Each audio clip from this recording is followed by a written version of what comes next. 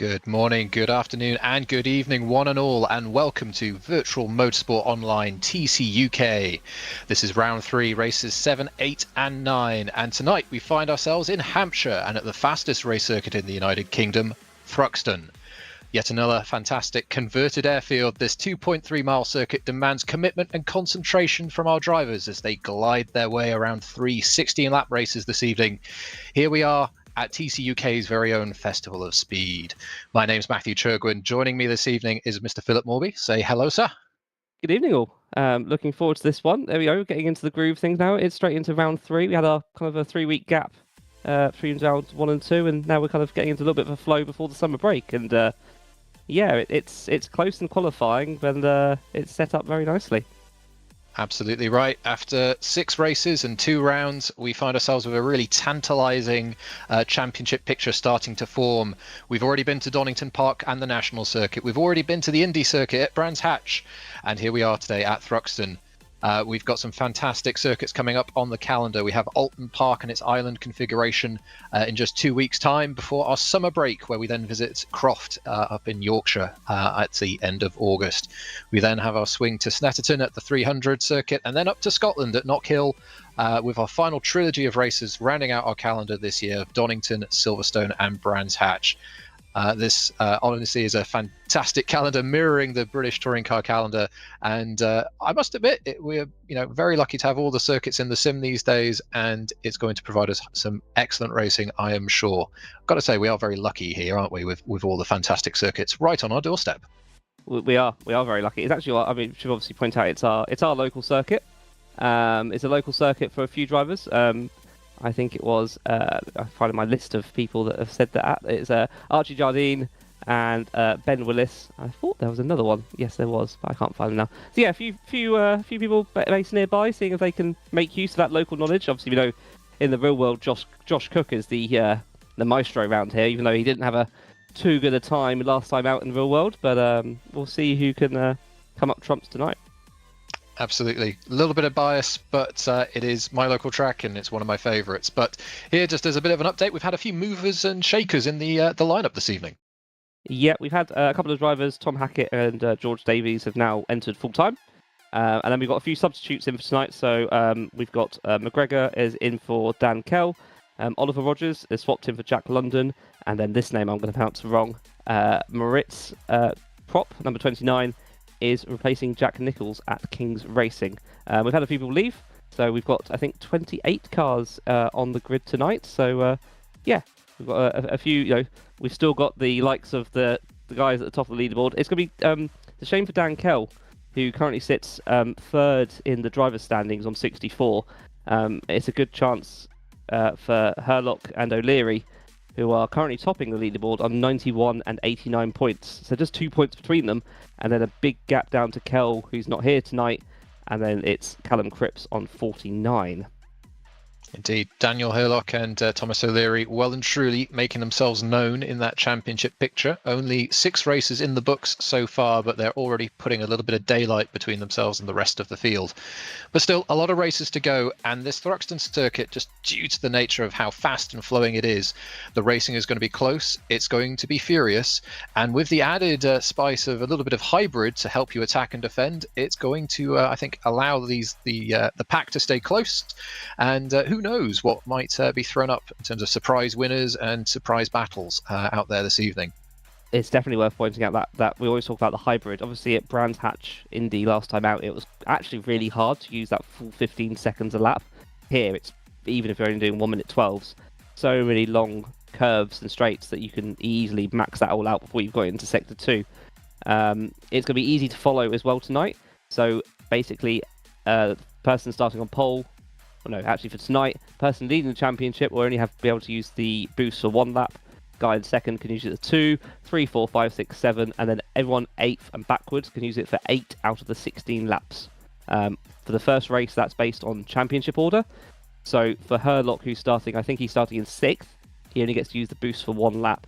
But then the races 2 and 3, the boost you get will be based on the previous race for races 1 and 2 results. It's definitely going to be something that will try and help you guide it through as the evening makes its way forward. One, at least, strategic factor that the drivers won't have to manage so closely this evening is, of course, the tyre situation. Thruxton being a very abrasive circuit in real life, well, we mirror that here in the virtual world. Everyone is using the hard compound tyre. So no opportunity to perhaps change things up a little bit with that softer compound or option compound in one of our 3 races. So that's nice and equal. One less thing to worry about as a driver. And Phil, you've obviously had several runs in the season here. That's just a nice added element to not have to worry about. But looks like we've run through qualifying, so let's park that conversation for a moment. Let's go on to our starting grid order. So I got Jordan Richardson there on pole, carrying on his strong form from Brands Hatch. As we skip over, unfortunately, the rest of them, let's go through Ross McGregor and Daniel Hurlock on row 3 there, rounding out the top 6. We've then got Matt Richards and Emil Salberg rounding out our top 10 with Callum Wilson and Aidan Carter 11th and 12th this evening in their respective BMW and Honda. We've then got Luke Mitchell, powered by Daylight Racing in 13th, Joseph Hurlock in 14th, Ben Willis in 15th, and then, as I said, Tom Hackett, now gone full-time, down in 16th. Alan Smith, Craven Racing in 17th, Cameron Brewster, the Drake in 18th, and then it's Callum Cripps and Jordan Osborne rounding out our top 20. Fraser Hart and Martha Allington are starting P21 and 22 in this first race, with Moritz Cripps and Alan Axon in 23rd and 24th place. Then we have George Davies for Craven Racing starting 25th, with Mitch Murray and his Calamity Focus in 26th, and rounding out our field this evening, James Haskell in his Infinity in 27th, with Oliver Rogers in his Calamity Ford Focus in 28th position. So a little bit mixed up there. I do see Callum put a message in the YouTube chat saying apparently he had a hybrid issue in quali. Nowhere worse to have that than the fastest circuit in the country. Yeah, that's a bit unlucky. He's currently 4th in the Drivers' Championship on I think it was 59 points or 49. I think I've written. Can't read my own handwriting. That's never a good place to be. A couple of field parish notices as well. Obviously, race 3, Donington got a little bit too argy-bargy, so the stewards have kind of given a few drivers a slap on the wrist, which has meant Archie Jardine has a 10-place grid drop, Mitch Murray has a 5-place grid drop, and then there was a few time penalties given out at the end of the races. I think basically what the stewards do is if you are given a penalty and you finished in the points, you actually get a time penalty, and then if you are given a penalty and you are outside of the points, it becomes a grid drop for the following race, which is where we are. Yes, indeed. We like touring car racing. We like it to be close, but we don't like it to be that close. So hopefully, with stewards having a lot of paperwork to do, everyone have had a chance to kind of digest that and settle as we start to prepare for our first race this evening. I think we're lucky also being at Thruxton that there are Brands Hatch Indy. We talk about overtaking zones. You've basically got turn 1, maybe turn 2 hairpin, and then you have to get your elbows out for that last complex. Here, there's obviously a few more opportunities, especially with that boost. So I'm looking at Campbell Cobb, Seagrave complex. Do you put you can put your car down the inside at Goodwood, be a little bit cheeky. Church, if you really want to be brave, and obviously Club, that long run up the hill to Club complex, and then obviously start finish line. A lot more opportunities. I think a wider circuit. I think that's really going to help give these overtaking opportunities to these drivers. It is, and I'd definitely say it's a momentum circuit. If you get it wrong, you can find yourself just going backwards and not carrying that speed. So we'll have to see as, for example, drivers go up that Brooklands hill, and trust me, having walked the track, it's a big hill. They'll be able to get some slipstreaming, get some nice moves done late on the brakes into that Club chicane.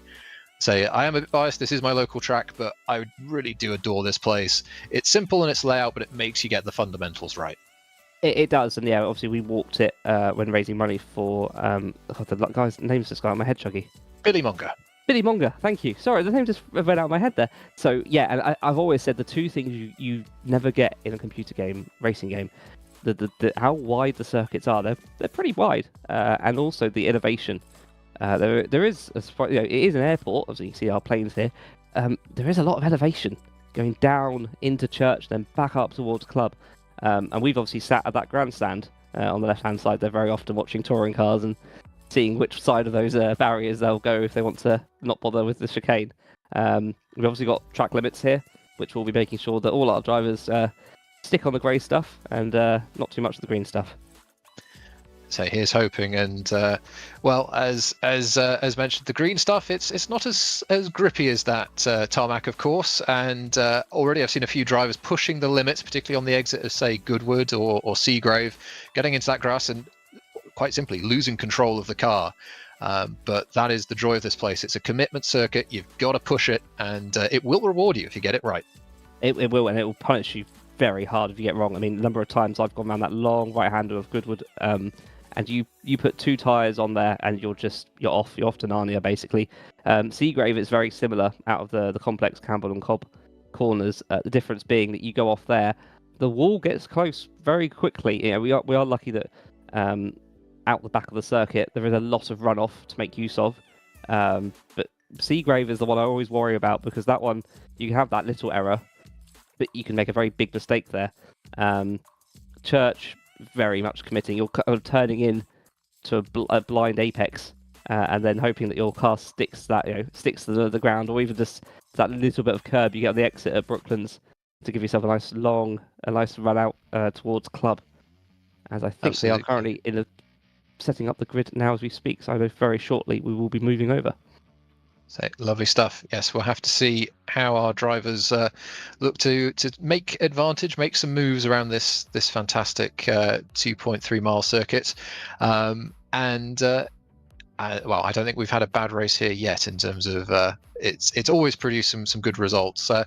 And also I believe there's potential threat of a little bit of weather in the area as well. A little bit, not too. I would be surprised. I mean, it's Britain, right? British summertime. I think we've all had it this week, where your app says it's currently sunny, and you're looking at a dark grey cloud going, I don't think it will be for much longer. I had a quick look. We're currently about 10 to 20% chance of rain, but I wouldn't put it past it when we cut to live pictures that it could happen. I would be surprised though. But it's 24 degrees, track temperature's 37, so nice and sticky for those hard tyres to make it last 16 laps. And I used to like Thruxton. It never treated me very well, but I was never very good with the soft tyres. So forcing everyone to use the hard tyres made my life much easier. Well, we'll have to see, of course. Traditionally, if it were to rain, those wet tyres normally a bit softer in compound, and there's another element you have to take care of if the track starts to dry, for example. So as we just wait for our drivers to slowly but surely get ready for our first race of the evening. We've had 6 races, Phil. We've had, as I mentioned, a few drivers start to put their kind of title intentions together.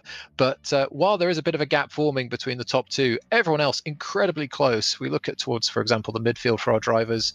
I think we've got at least 10 drivers within 10 points of each other. So while perhaps there may be a little bit of a gap forming at the front, there's still all to play for in the midfield. Definitely. I was just looking actually. One of the questions we asked our drivers this season was kind of what's your target this season? Is it just for wins? Is it just to fight for points? Is it for podiums? Is it championship? And surprise, surprise, the two people at the top of the championship are the people that said they'll be fighting for the championship: Herlock and O'Leary.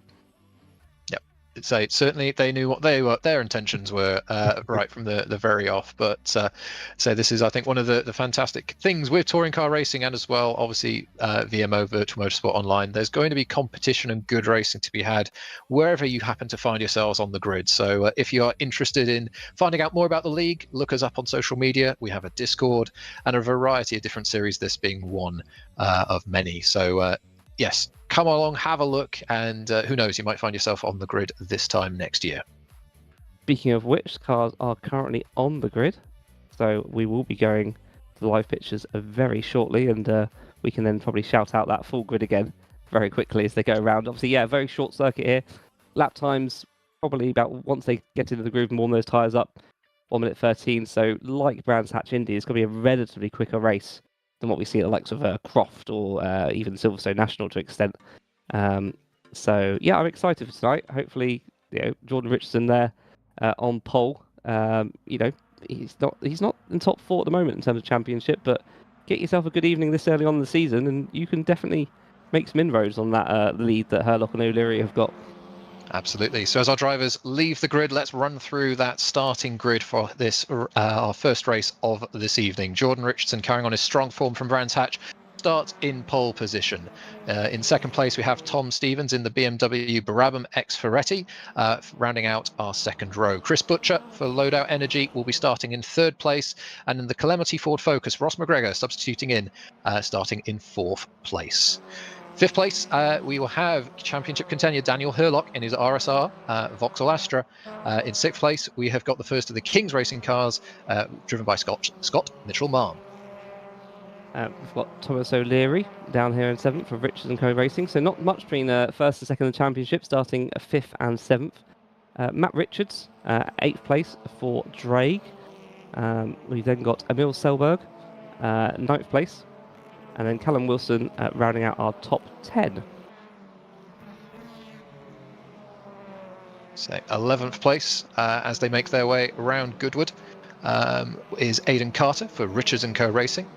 Starting in 12th place is the loadout Ford Focus of Luke Mitchell. And then in 13th place we have the Astra, the RSR Astra of Joseph Herlock. He'll be followed by the Drake Racing Honda Civic of Ben Willis, and behind him we will have Tom Hackett in his Hyundai Ascent. I should probably start running through these a bit quicker because we're getting towards the grid already. So I'm just going to run through my list. I've got Alan Smith in 16th, and Cameron Brewster in 17th for Drake. 18th, Callum Cripps. 19th, Acedo Wire. 20th place, Jordan Osborne of Fraser Hart down in 21st. Martha Allington down at 22nd, Ritz Kopp 23rd, Alan Axton 24th, George Davis 25th, James Haskell in 26th, and then row 14 at the back is the calamities of Mitch Marie and Oliver Rogers. So there we go. That is our starting order, and some of the drivers here may be thankful there's only 28 cars, or else you'd be starting literally round the final corner. But everyone is gridded up and ready to go. We will just wait for those lights to come on. And we are off for race one this evening. Looks like a very good start there from the front row of the grid, but everyone just about holding station. We've got the Ford Focus of Butcher having a look up the inside of Stevens as they run through Allard up towards the first time, towards the Campbell Cobb Seagrove chicane complex. And look at that move on the brakes there. Is Butcher able to complete that? No, as they filter their way through the chicane for the first time. Let's see how they settle themselves down as they run towards Noble. It's like King's Racing are making a yellow Ford Focus. Oh, they're making a nice little roadblock there, but they're just about keeping it together. In 8th and 9th is Herlock, yep, holding on to 4th. McGregor's already on his backside and having a look through Goodwood. So this is the first corner, cold tyres. You need to think about your exit here because you put those 2 tyres on that grass and you will just keep going straight. It looks like everyone's being a little bit cautious about it and getting themselves through so far. So far, so good as they run towards Church. Oh, we've got some pack racing here. I think we've got about 3 wide. We've got Crop having a look. And oh, my goodness me, that car is very sideways through Church. And round goes one of the Hyundais. That was George Davis. I think he basically took a little bit too much curve and went show jumping nearly there. So he is still pointing the same way, the right direction though. So he's still going right at the back of the grid as we chalk up lap 1. Lap 1 in the books. Our top 6 making their way across the start-finish line. Thomas O'Leary being kept very close company by Matt Richards, running through Allard there. Got a nice little twist here between front-wheel drive, rear-wheel drive. Let's have another look now at Tom Hackett in 24th place. Look at this scrap for P24. It's great, isn't it?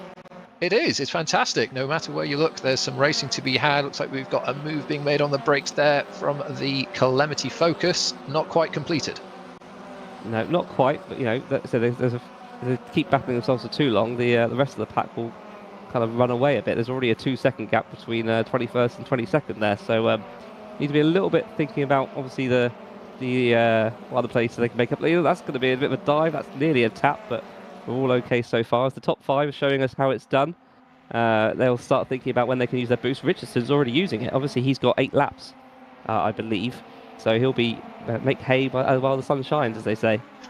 Absolutely right. Running up towards the club chicane for this the second time, and I think it's a good point to make actually. The more you scrap, the more time you lose, and you get into this interesting almost oval racing dynamic of working together to keep with the pack ahead. But Richardson, just as he did last week, starting to make a little bit of distance between him and second place. He's got a gap up to 1 second now, while Butcher still has Herlock for close company, but McGregor looking to have a little bit of a look into Campbell. And we've got a car facing the wrong way, and it is James Haskell. I think has lost a wheel. So I think that's his evening. Well, that's his first race definitely over. He's made it. He's basically crashed at pit entry. So I think he's actually hit the pit wall. And yeah, he has no front right tyre. So that's sadly probably going to be our first retirement.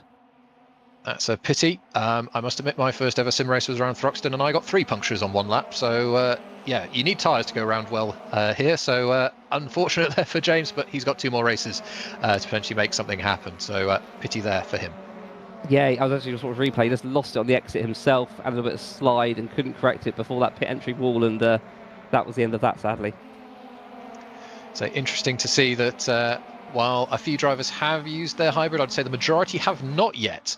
I think perhaps saving it a little bit for later on in the race. We saw some interesting tactics being used last time out at Brands Hatch as the tyres went away, using that hybrid to help keep your average lap time up. So fastest lap of the race now been done by Tom Stevens in second place. That gap ever so slightly smaller now, just to 9/10 of a second, so a little bit quicker than Richardson last time around.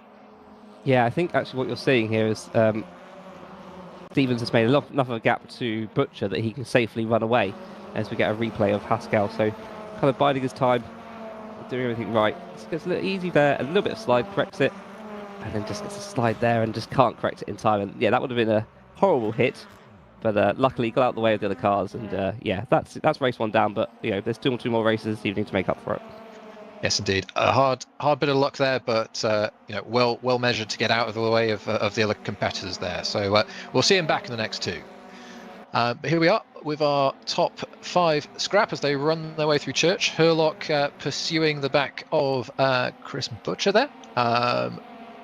Not making too many aggressive moves at this stage. I think just settling in, trying to make some gaps. I think if you can get a few seconds, say, between yourself and the car behind, just gives you that bit of breathing room to perhaps start making some aggressive moves and not have any risk of the car behind you getting a move on you. Yeah, I think that's what we're seeing now here. And even Herlock's kind of got a nice gap to I say a nice gap. He's only 8/10 to Ross McGregor in 5th. Who's done the fastest lap. So yeah, Stevens is now down 7th, 8/10 now. It's kind of slowly chipping away, but it's only on lap 5 out of 16. So many more laps to go. I'm just seeing what other close battles we've got going on.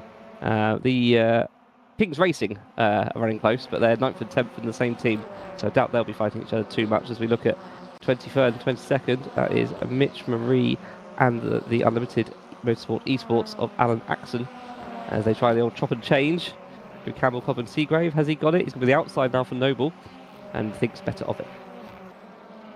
Good, fair racing here. A little bit of a wiggle getting onto the curb there at Noble. And a little bit of, I think, a little bump there, a little bit of misjudgment of the closing speed as they run through Goodwood. Tricky corner Goodwood, it goes on forever, and it has a little rise in the middle just to make the car balance even more tricky. But here we are racing over 22nd, 23rd and 24th, and they're giving good account of themselves, although it looks like Mitch Marie wants to be a little bit of a lawnmower, as I think I saw another car spinning in the background there. I think that was George Davies going for a little bit of adventure again. That was George Davies. I've lost it now. Who that was? That was Oliver Rogers, sadly facing the wrong way. Beautiful stuff here, though. We've got a replay coming up from lap 1. See what happened here then. So this is Cripps down 16th at the moment, so just kind of doing his own thing. And who's he got? Oh, he's on the outside. Oh, is this the 3-1? Oh, that explains. Whoa, that explains the big jump then.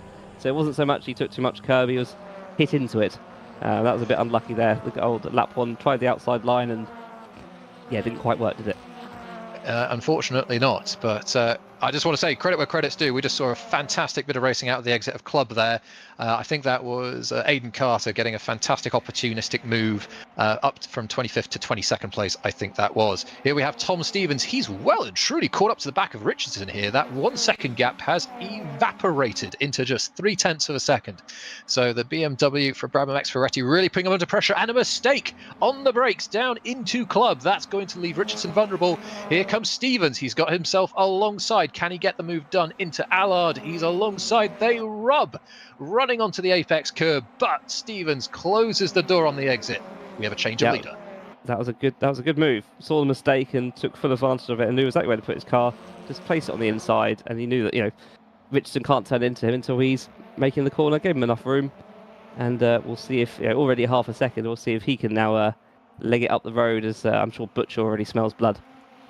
Absolutely, as these two even just there had a little bit of a scrap. You can see the pack behind have closed in, and that momentum loss for Richardson now means he's got a very quick Chris Butcher for company, and he's got Dan Hurlock not far behind either. So I think just got to get your eyes forward, your head down, look for your marks, and just try and get back into your rhythm. I don't think many of these guys are using their boost as well. See, Hurlock, massive amount of curve on the inside, and then a big chunk on the outside as well. I don't think these guys are using too much boost. I think they really are saving it for that second half of the race, as we see O'Leary and McGregor going down towards Club. McGregor's got the inside. Nice little move there. Absolutely. Big fan of the approach into Club. There's so many different lines, and you just saw McGregor use one of them to great effect to defend his position. But there's the switchback. It's ace. Thruxton, it always gives us such good racing. O'Leary gets a better exit and takes 5th place. I said it's a nice little move, and start that again. All this is giving Richards the chance to catch up, and Wilson's going to start catching up, and those two Kings will have a little piece of the action soon as well. So it's backing them all up a little bit, and it's giving Hurlock a nice little gap to then start attacking Butcher. Absolutely. And it looks like Dan Hurlock now has the fastest lap of the race as well to boot, so yet another helpful point in his championship challenge. But feels like we've got almost a race of 2 halves here. Everyone's been quite sensible in the first 8, and now it's time to race in the second 8. Yeah, I think they're going to start seeing drivers use that boost to their advantage. As, it looks like the Ford Focuses of Kings Racing in 9th and 10th have swapped positions. That's I should point out, it's the birthday boy Scott. Happy birthday, Scott. Forever 21. Up to 9th place. We'll see if we can get a few extra birthday points later. So they swap positions then, with the idea of Samuel Selberg's going to protect Scott, as we see a yellow in sector 2. Just trying to work out who that's for. That's a Calamity off again. That is Mitch Marie is going lawn cutting again. He was upside down. How did that happen? He has taken way too much curb, or was he grip rolled it? Oh, he's gone too far inside at Goodwood. Hit the one of the marker boards and then flipped the car going back on circuit. Oh dear. I was going to say, you don't normally have a small accident in the second sector at Thruxton, but it looks like he's been able to recover, thankfully. No harm done, and he resumes his race. So we'll see if we can get a replay of that one. So now we join Chris Butcher. It looks like Richardson, having lost the lead, he has settled himself down and is now holding steady in second place.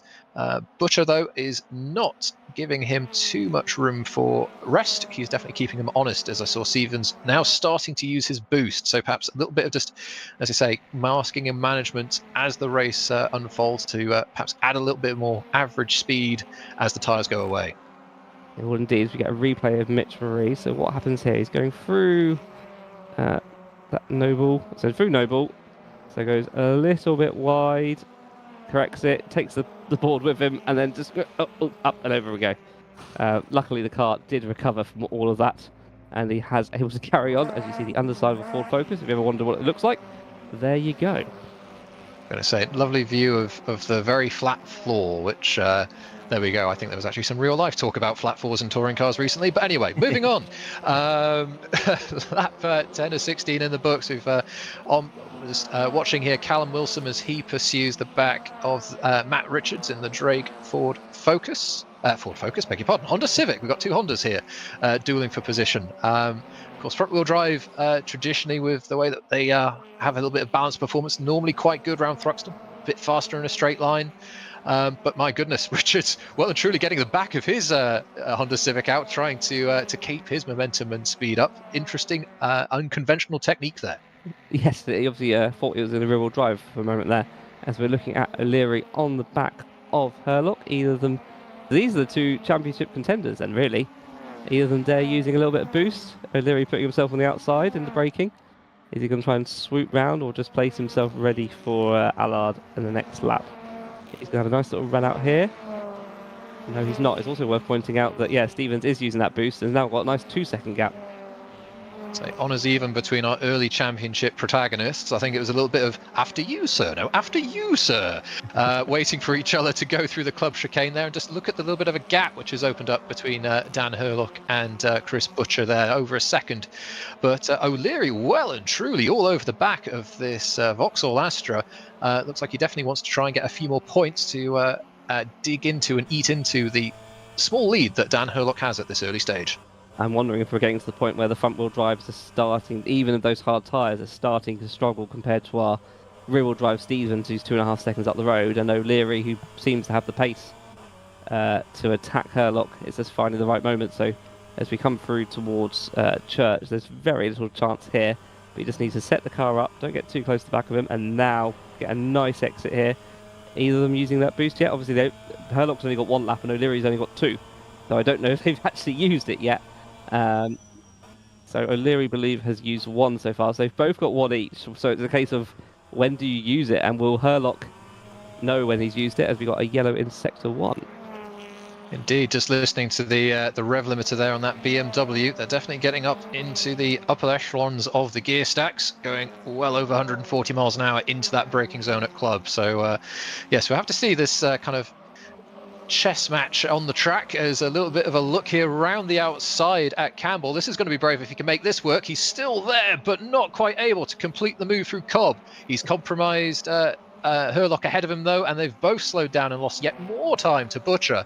But great scrap between these two here, nice and fair with racing room left, and we'll have to see how they use their hybrid allocation. Didn't seem to be much room left between them as they went through that first section of the chicane. I think there was a little bit of a bump there from O'Leary, but they're still pointing in the right direction, so no harm, no foul. As O'Leary's desperate to try and get that inside line towards Church, but he's just too far back, so better off just getting your aim here, hitting your apex perfectly for the run up the hill. Again, a little bit too far back, and not this lap they're using the boost. No, indeed. As you say, I think definitely O'Leary wants to be by Herlock, and perhaps even having designs on the podium, perhaps. But he's got to find a way past this Vauxhall Astra being driven beautifully at the moment. Here we just now focus on Luke Mitchell in the Loadout Racing Ford Focus. He's been battling with the birthday boy Scott Mitchell-Marm. So running through Allard, we've got a little trio here rounding out the top 10 places. We've got Wilson ahead, I believe that's in the Brabham Honda Civic. These three making their way through the chicane. And interesting, and I think you may be absolutely spot on, Phil. Looks like a little bit of perhaps attrition and wear in the tyres. Definitely seeing some of these cars wash out a little bit more than they were doing at the start of the race. Definitely have. I was saying Salberg's definitely lost a position because the Kings were running quite close to each other. So I think Salberg's lost 3 or 4 seconds somewhere a couple of laps ago. Stevens has run off of it. 4.5 seconds, still using boost. He'll be loving it at the moment. Not loving it, not so much, however, will be the pressure Herlock's getting from O'Leary. Indeed, much closer than he has been before. Does either of them go onto their hybrid allocation to attack or defend? Looks like O'Leary's going to have a look, but we've got Herlock covering the inside. Nicely done over the curb as they run through club for one more time. Don't want to take too much of that curb, unsettle the car, delay your acceleration. Back through the start-finish straight, but still, O'Leary cannot find a way by Herlock. He's trying his utmost best, isn't he? I think probably waiting for the last lap, just to kind of like save that boost. But I imagine Herlock will know, so just keep doing what you're doing. And obviously this is good news for Butcher, who's now on the back of Richardson. Richardson just starting to struggle as they both use their boost going towards Noble. So got a couple of battles. It's spread out a little bit. There's still a few laps to go as O'Leary's looking for the inside of Noble, for the outside of Goodwood. Is he going to try and hold it there all the way around the outside? That's brave. This will be very brave if he can make it work, but he's still there. Can he keep it on the island, on the exit? Oh, he's just about in the grass, and a little wiggle from the BMW. Such a good attempt, but a little bit of lost momentum as, oh no, there is a drag going well and truly into the fields. It's Cameron Brewster. There, poor guy. O'Leary there was very unlucky. Just put very unlucky to put his 2 wheels on the grass, but very lucky to keep it all together. As Brewster there sadly dropping out of the points for an incident I'll have a look back at later. We'll get a replay of that one coming up very shortly. Here we go. So what we've got going on here. So we're battling with one of the Hyundais. Got the inside at Noble. And they just hook. And you don't have a small crash at that kind of speed. As I was saying, luckily here, lots of runoff to make use of. But that was a bit unlucky, really. Yeah, been there, done that. Noble is a tough one to pass at. Unfortunate, but both drivers continue. O'Leary is out of his hybrid, so Herlock has survived there or thereabouts after a brilliant attempt to go around the outside at Goodwood. Big thumbs up from me for trying that one, as we've now got Jordan Osborne under attack from not one but 2 cars as they round their way through Club and Seagrave. Well and truly being kept very honest there by the... We've missed O'Leary's had a problem. O'Leary's had a problem. He's down to 5th.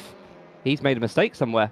That's given a lot of respite to... Oh no, he was in 5th. What am I on about? I'm getting cars confused. I've got 2 more races of this. There's me scaring everyone. But he's used his boost. And now Herlock will have on the last lap, we'll have still 1 lap of his to use. Indeed, Herlock still has to hit his marks and get it right, but he does have that hybrid in the back pocket. To his credit, O'Leary's not given up though, so anything can still happen. We've got 2.3 miles to go, and there's still plenty of overtaking opportunity. A little bit of a run out wide on the exit of Allard there from O'Leary. Definitely looks like that rear-wheel drive BMW has a bit more left in it at the end of this race. Yeah, it does. Apologies for getting all excited over nothing there, but I'm sure it's going to get exciting before the end of this race, because I still think O'Leary, even without the boost, could still make it. But I think Herlock's probably using it in all the right places. And then suddenly you look back. Luckily for O'Leary, he's got a 1.2 second gap to McGregor in 6th. And Stevens at the front, 6.5 seconds. He has just run away with it. And Butcher and Richardson at the end is going to be a fun one to watch as well into the chicane.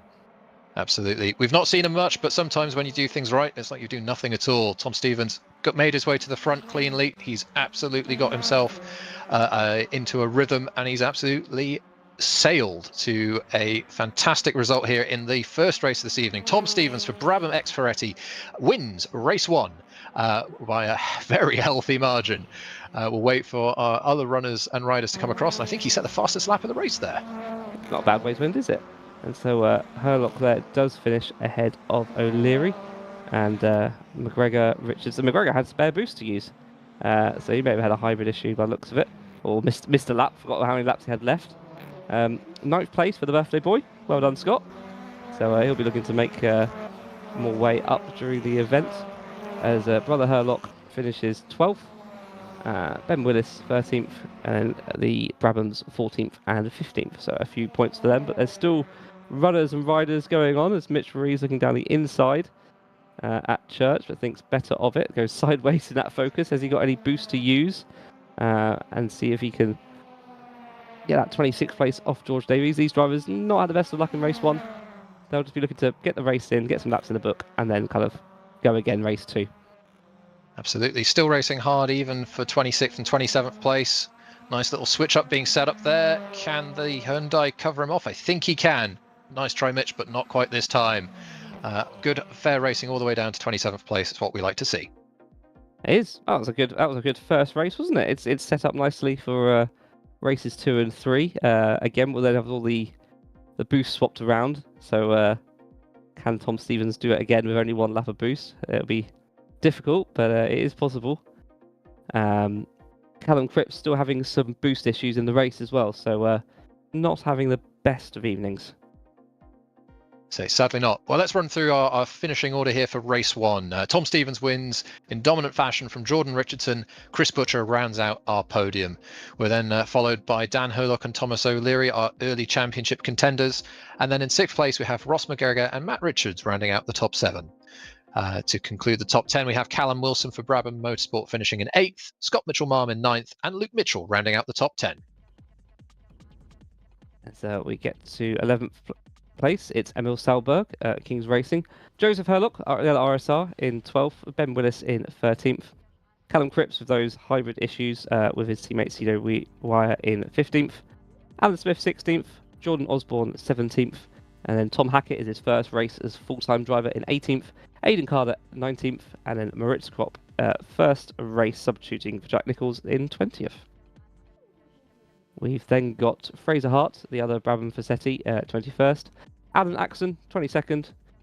Martha Allington, 23rd. And then a few drivers that had a few spins and issues. So Cameron Brewster in 24th. Oliver Rogers in 25th. George Davis, 26th. Mitch Ray, 27th. And then James Haskell with 3 wheels on his wagon down in 28th.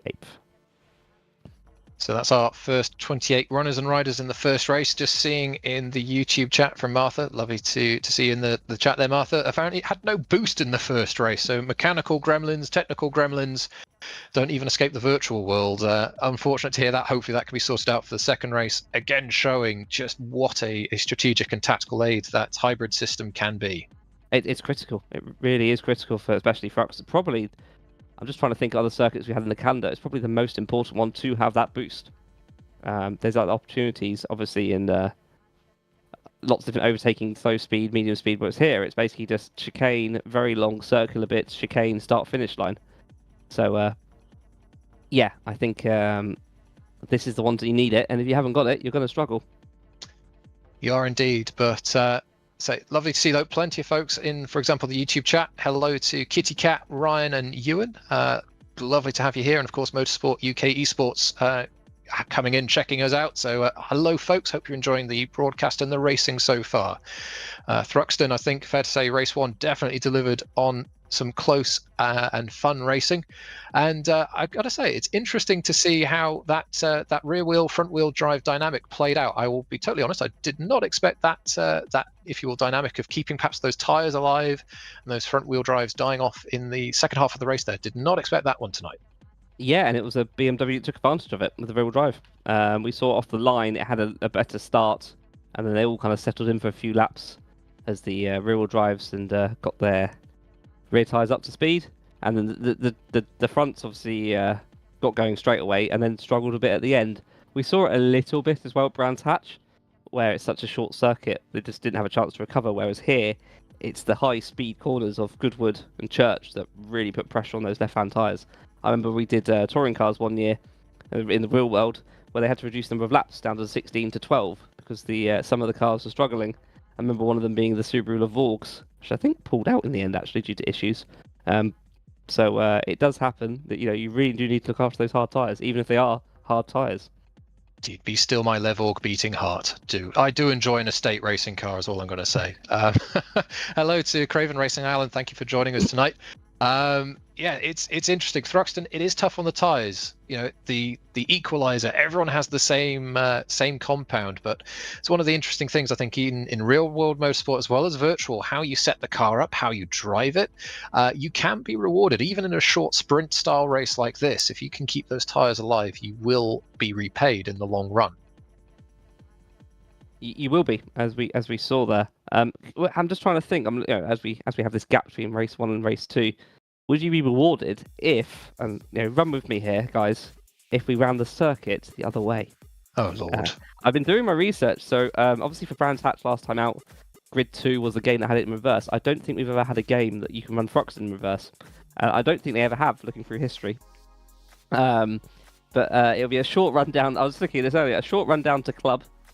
The chicane. What's the? I was trying to think of this, Chuggy. There's that famous clip of tour. I think it was World Touring cars at a circuit, and the commentator said, "Whoever designed this track should be taken into a dark corner and beaten." Can you remember the track that was? Yes, it's in another service. Let me look it up. Added recently, which actually I quite like the circuit. But yes, that corner is a bit interesting in that particular configuration. I imagine it'll be the same here. I think it is. Yes, that's the one. I imagine it'll be the same here going through Club as a first corner. After that, you'd have a long run downhill towards Church, and then you'll have an ever-tightening Goodwood left-hander into Noble right, and then heavy braking, relatively heavy braking for Cobb and Campbell, and then you'll have a very fast left-hander onto the start-finish line, and then very heavy braking into Club. I think it could work here. I think the start would be terrible, so maybe we need to do some sort of rolling start for Thruxton. Also would be terrible would be the pit exit, because you'd basically come out onto the apex at Club. So that could be fun. So this is the interesting thing, because when I first started watching touring cars in the Super Touring era, they would literally exit just before the start of Allard Corner, and they obviously extended the pit exit a little bit to stop that from happening. So yes, I think if it were to be run in reverse, they'd perhaps need to consider doing the same. But thinking about it, I think you might be onto something with this one, actually. I think the nature of the corners, I think, this might be an interesting one if it were done in reverse. Could you maybe move the exit of the pit lane and make it to the exit of Club Chicane on the left-hand side? So you'd be on the other side. So you miss basically pit exit, you miss the entire... pit entry would be okay, Campbell into Allard, because you'll be on the inside. So that'd be fine. Pit exit, you just need to change the exit, I think, a little bit to the after Club.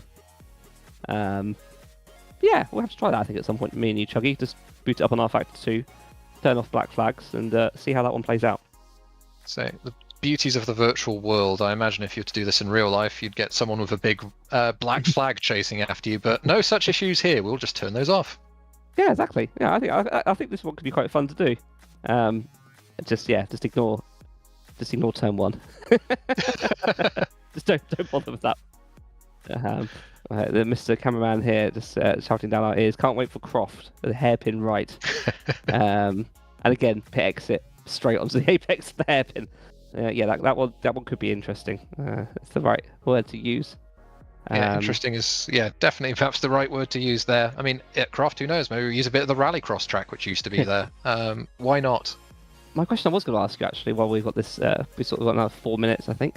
Have you ever raced anything not touring cars here? Because obviously this track's available on iRacing as well. I can't think of any. I think I've only ever done touring cars here. I've raced a couple of different things in different sims here. So I've raced actually with Dan Kell, competitor, unfortunately not with us tonight. Some GT4s around here. It was fantastic, good fun, and Dan got the better of me that day. One of the more interesting combos that I've participated in around here was GT3 cars. Which you might go, well, that's a bit quick, but actually the added downforce, some of the moves we saw, for example, O'Leary do around Goodwood, they're possible. So I think I think Thruxton hits a lot of sweet spots. It can cater for a lot of different styles of racing. I mean, even in the real world, we see truck racing around Thruxton. We see motorbike racing, and certainly very fondly recall several years ago seeing classic Mini Coopers racing 4 or 5 wide up towards Club in real life. So yes, I've done a few different formats around here, and of course, you take a Formula 1 car around here and blitz the place in less than a minute. But it's a unique place. This very, very special. Yeah, I've never actually raced it. I was thinking about this. So does that mean you've also raced it in the wet? Have you had the opportunity? I've not done that off the top of my head yet. No. I don't think have we ever raced in touring cars in the wet here. Obviously, like I said, it's unique in that it's the only race in the calendar where you have to use the same tyre, the hard. But obviously, if it rains, you use the wet. I can't remember racing in the rain at Thruxton before.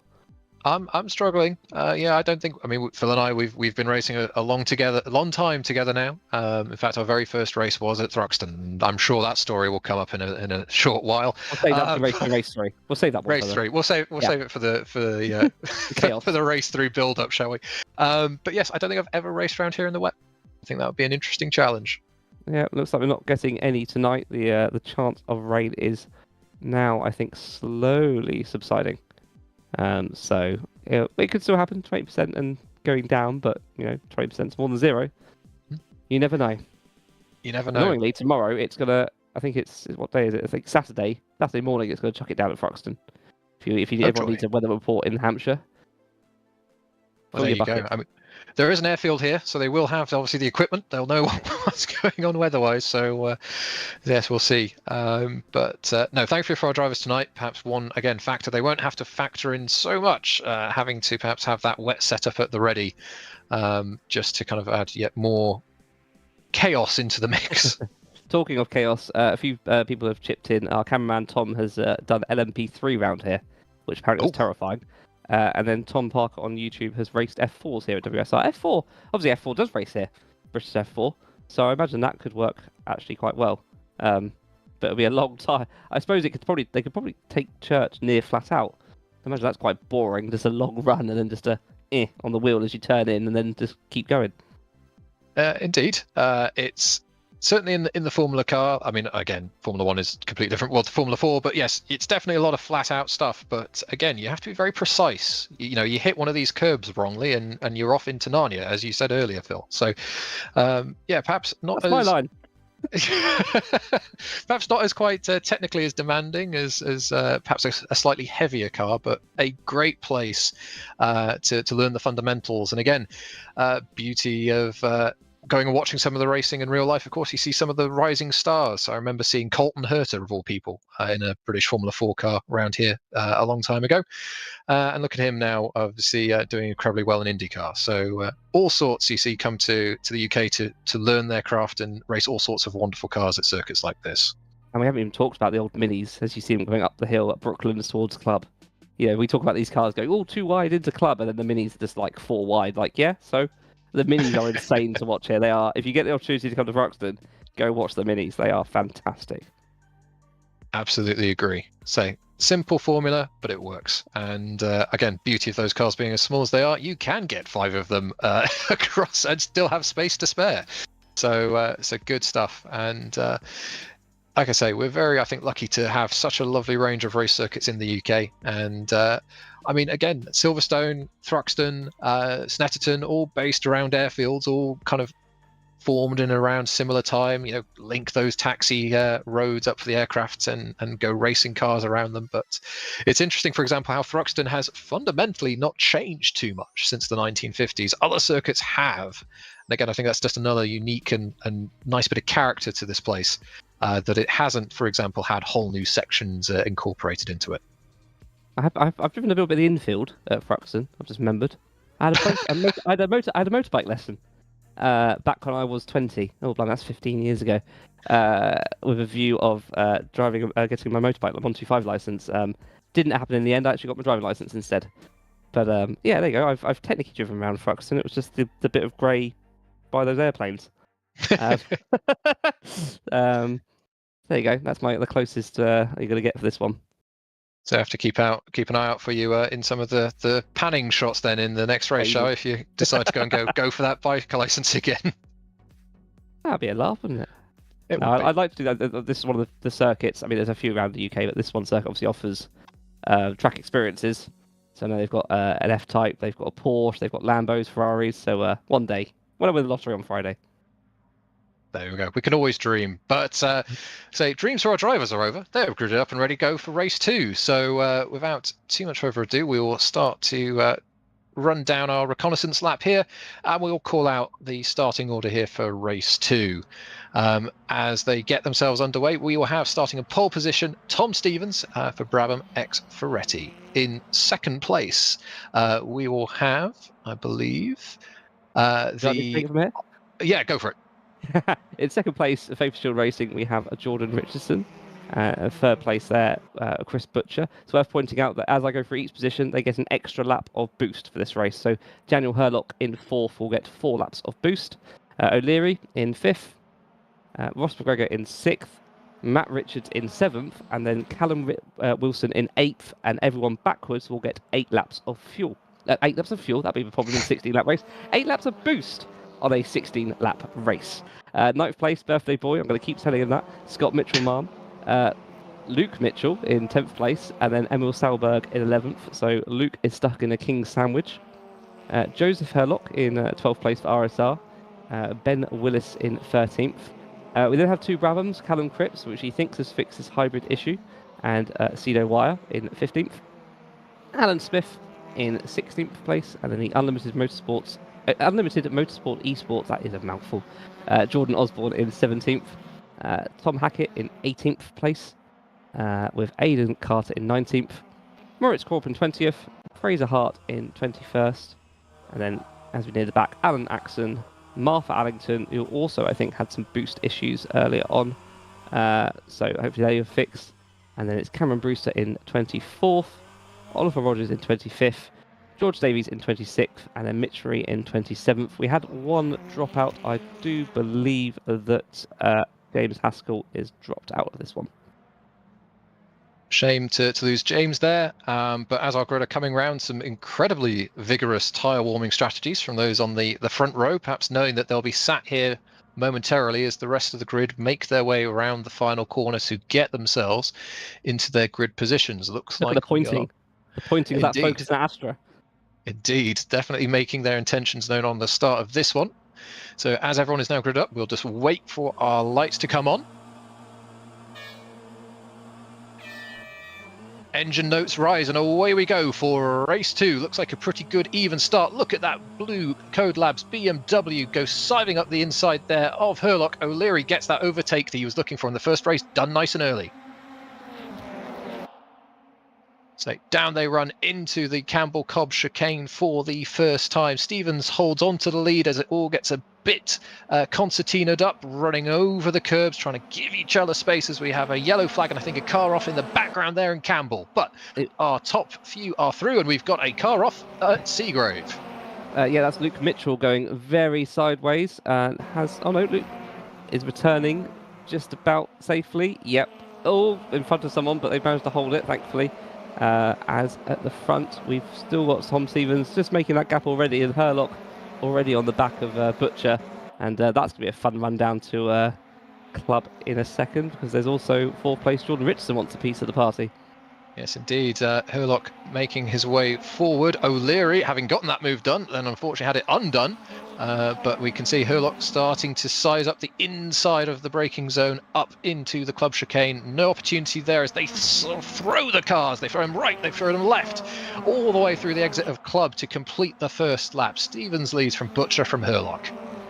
Yeah, it looks like everyone made it through the chicane okay as we're looking at Hurlock.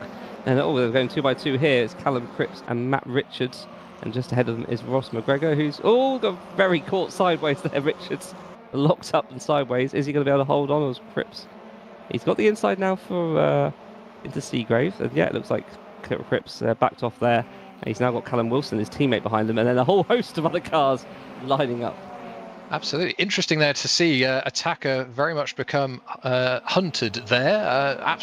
Lose a little bit of momentum, but that was quite extreme. But there we go. The Brabham cars sort it themselves out amongst themselves as they run through Village down towards Church. Fastest corner in the country. All of them running through nice and cleanly so far. Looks like we've got Scott Mitchell-Marm, Birthday Boy, we'll keep reminding him of that, running his way through Church, as I think there was another King's car running off wide there that time by. Indeed, as just seeing what kind of other fights there are going up and down. Yeah, little train here of McGregor basically backwards. McGregor, there's a little train and then a 2 by 2 freight train coming through here with various Hondas and Focuses, and we're going to try and go 3 wide. That's a very brave idea. Thinks better of it, but you go look at inside, you then lose a little bit of speed, and then obviously someone else is suddenly you go from attacking to defending as we go into Campbell. Are we all going to just about hold it together? No, we are not. Oh dear, dear, dear. Willis well and truly being kept honest by wire there. And yes, we did lose a car in the background there. But as you say, 2 by 2 out the exit of club. Lovely racing. We love to see it. But that gap in front of them as the cars in P, I think that's 12 and 11, they just start to disappear up the road. So yes, still laps to recover that gap. But yes, early battling starting to fragment the pack up. Chris Butcher, though, he is not letting Stevens run away with it. No hybrid being used yet in these early goings between any of our drivers, but Stevens not disappearing up the road like he did in the first race. I imagine that's also a bit because Stevens had a lot more boost to use. So he's gone from 8 laps of boost, I think, or 7 or 6 down to 1. So he's really having to think about. As he just puts in the fastest lap, he's really having to think when what he's going to have to use it to defend. So he can't use it to just power his way up the road this time round. Indeed. So we've got a bit more action here over P7 and P8. Got Callum Wilson with hopefully his hybrid. Oh no, I believe that's Callum Cripps, beg your pardon. Got Wilson with his hybrid chasing down Matt Richards. We've got a Honda Civic trio here battling over position, as we've got yellow flags in Sector 1 as they make their way through the Campbell Club and Seagrave complex. Yeah, Salberg had a massive slide through Allard and just kept going. Did he actually hit the barrier? I think he managed just about... No, he did hit the barrier.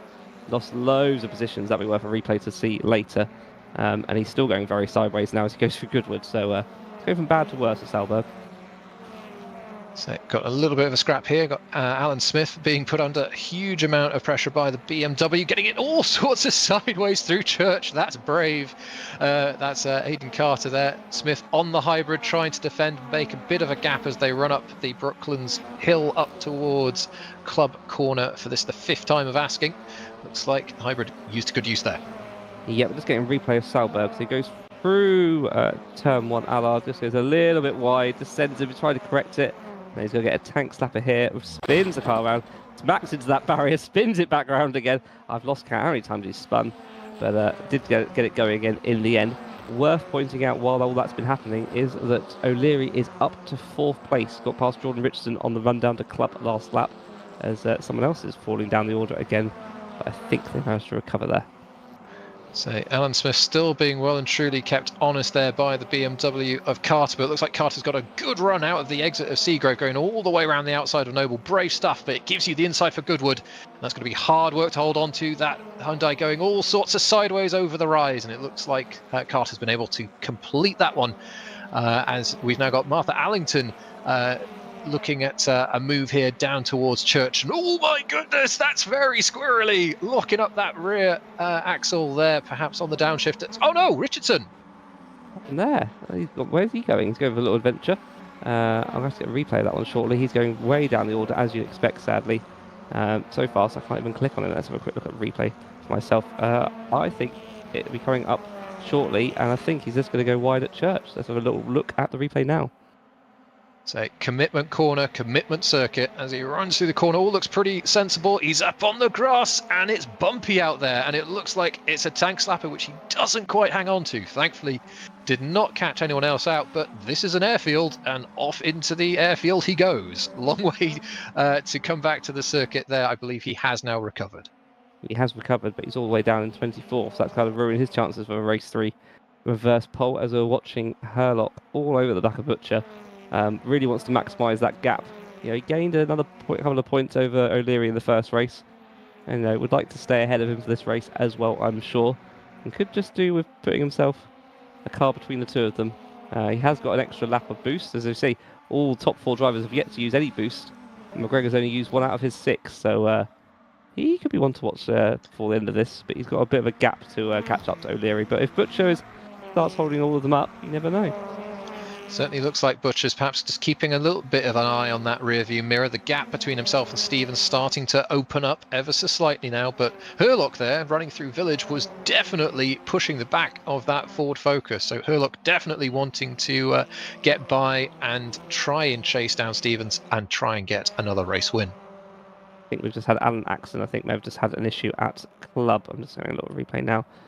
So we also have Cameron Brewster stopped, yes, at the final chicane. Unfortunately, another moment for the drag driver. He's recovered, but never good to find yourself stopped in the barrier there, covering off one of the inside curbs there at the club chicane.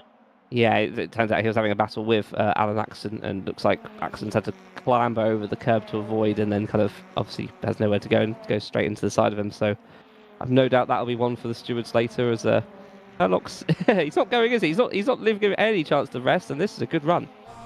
It is indeed. No hybrid being used. He's up the inside. Can he and does he have the legs in that Astra? Well, he's late on the brakes. He doesn't need the top speed. Can he get it stopped? Yes, he can. Misses the curb a little bit. Compromises his run through the chicane, but that's a place gain for Herlock. Place gain for Herlock, and out of all of that, is O'Leary now right on the back of Butcher as well, and extra two. He probably may not know it, but he's got an extra 2 laps of boost to make use of it. And if I was O'Leary in this situation with that knowledge, I would be using 1 lap of that boost now to get by him now, or was he just going to chuck it down the inside? Looks like he is indeed just making that move down the inside. Not quite done. Can he run it around the outside? There is some tarmac out there, but he doesn't need it. Move done. He's round that Ford Focus and now can focus on his championship rival ahead. On the hybrid, though, interestingly, to finish the move on the exit. Momentum so key here at Thruxton. If you have a slow chicane, you are very vulnerable for the following corners and straights afterwards. Yeah, he's obviously got an extra lap over Herlock, so he's going to make use of it to then bridge that gap, as we're looking at Aidan Carter in 15th, fighting with Jordan Osborne in 14th. So Jordan's going a very different approach that the front-wheel drives have to take through that corner compared to the rear-wheel drives, as Carter's looking for the inside at Church. Has he got the overlap done? He has, and that's him up to 14th. Yes, indeed. It is absolutely a good thing to point out. Those front-wheel drive cars definitely almost having to slide. Big crash. We've got Mitch Marie and Rogers. Oh, both. Oh, don't tell me the Calamities have had a bit of a calamity. They have had... Oh, no, you've had Moritz and Fraser Hart have their own accident, and both Rogers has gone to avoid, and then Mitch Marie... Oh, that's a comedy of errors if I've ever seen one. That'd be worth a replay to see, because they're still, I think, recovering from it.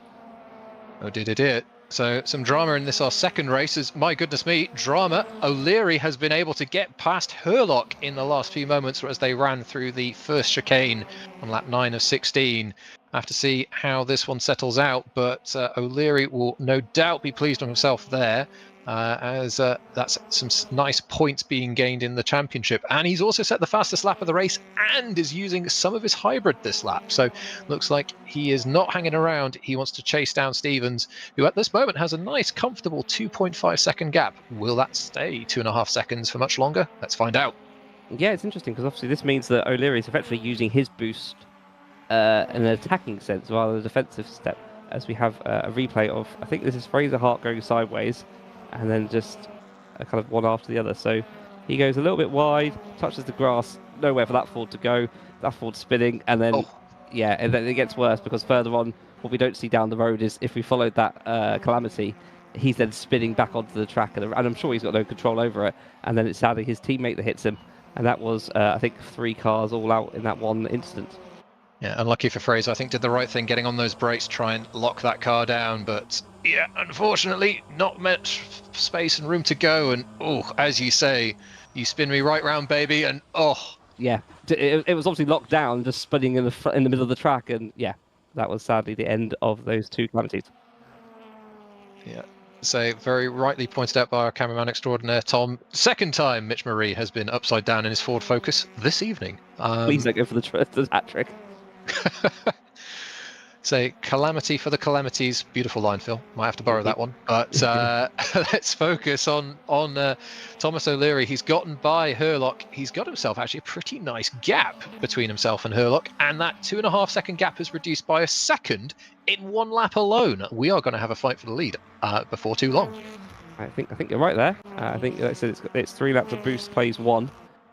With 6 laps to go, so 2 extra laps of boost can easily get him up to Stevens, and then from there you have to do. That's the easy bit, getting to the back of him. It's a very different thing to pass.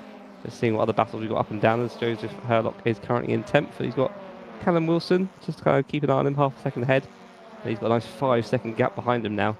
So who's holding that last points pay position is Martha in 15th. They've got a 1.5 second gap to Cedo Wire.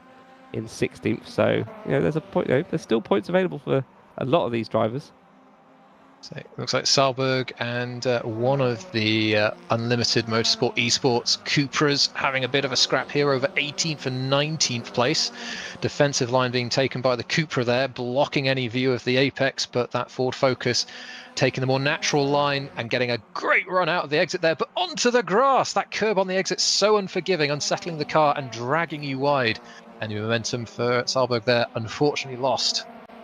Yeah, unfortunate as we're looking at Matt Richards and Ross McGregor having their own little party as we go up to club, and Butcher is, if these guys aren't careful, they're going to catch up to the back of Butcher, make it a three-way fight for 4th place. So that's going to get a bit spicy before the end of the race, as O'Leary's nearly within a second now of Stevens. I don't think he used any boost that lap. I think he may be now actually making the progress up on speed alone. Yes, he's still got 3 laps of boost to Stevens 1. So we're now at the point where a few drivers can now use their boost every lap till the end of the race, if they remember to use it. So Richards here has got 2 laps left, but McGregor ahead's got 4. So I'm guessing from here on in, McGregor should start pulling away and be safe in that 5th place. So we'll have to see.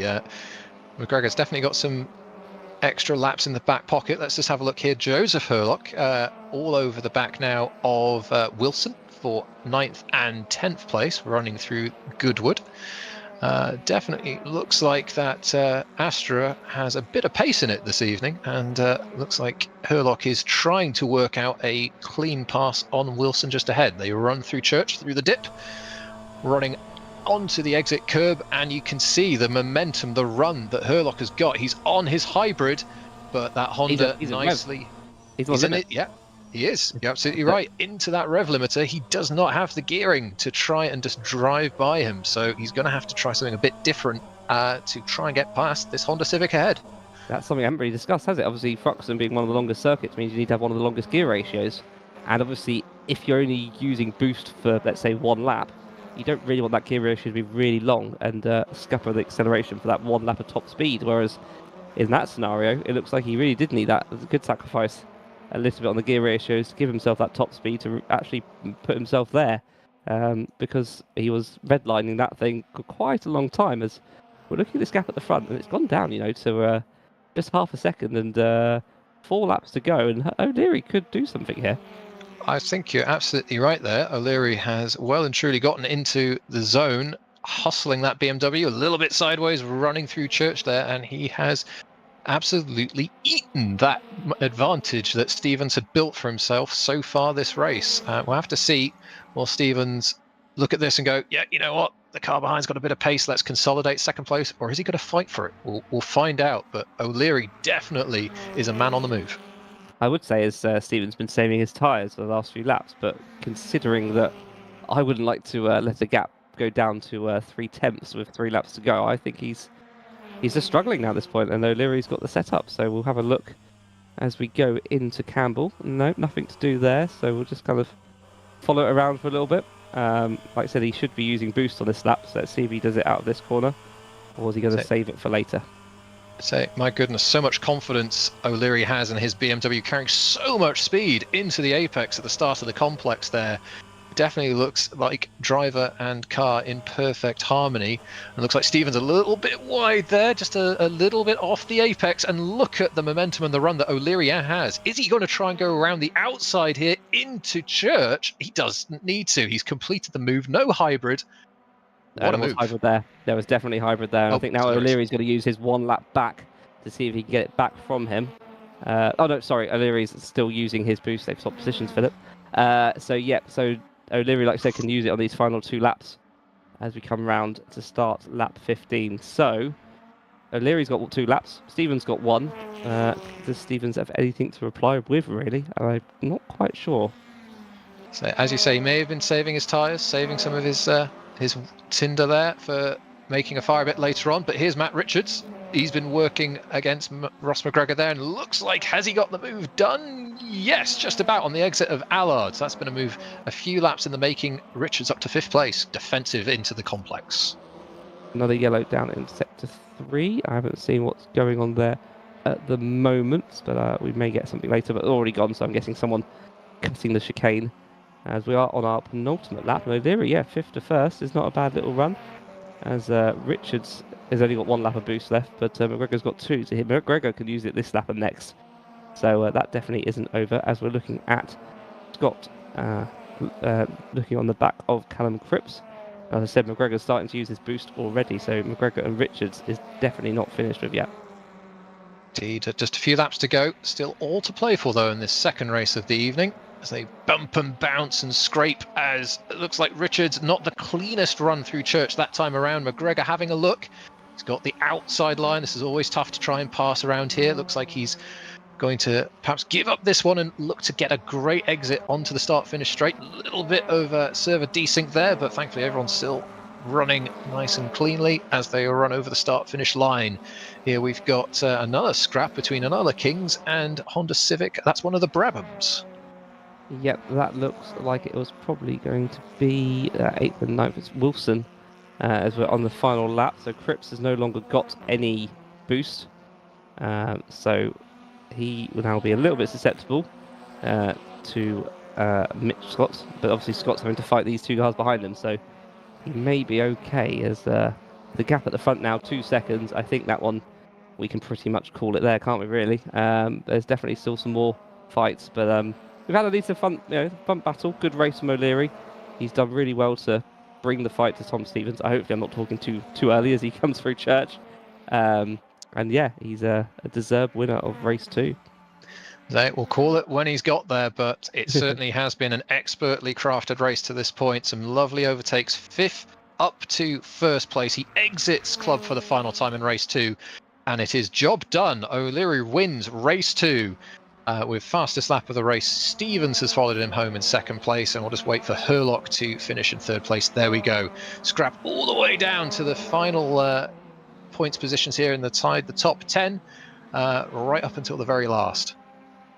Yep, just seeing. So 12th place is Tom Hackett. So he's got if there's a full reverse pole, he'll be starting. Oh, someone's dropping down the order at the back here. Scott Mitchell-Marm. Has he got a time penalty that he didn't serve? So Scott Mitchell-Marm has dropped down from, I think he finished 10th, down to, 16th now. So I think he's got a time penalty, which has bumped Hackett up to 11th and Willis up to 12th. Which means the final points paying position goes to Jordan Osborne in 15th. Oh dear, dear, dear. Well, we'll have to see if we can find out the backstory to that one. Of course, automated stewarding for track cuts and such. We'll have to see how that one pans out. But there is race 2 in the books. And yet again, it is our championship protagonist, Thomas O'Leary, making all of the right moves and getting yet another race win in the bag. I think in terms of points, that means they're just about on equal points. I may quickly go run some numbers. So I'll let you talk the results and I'll go do that.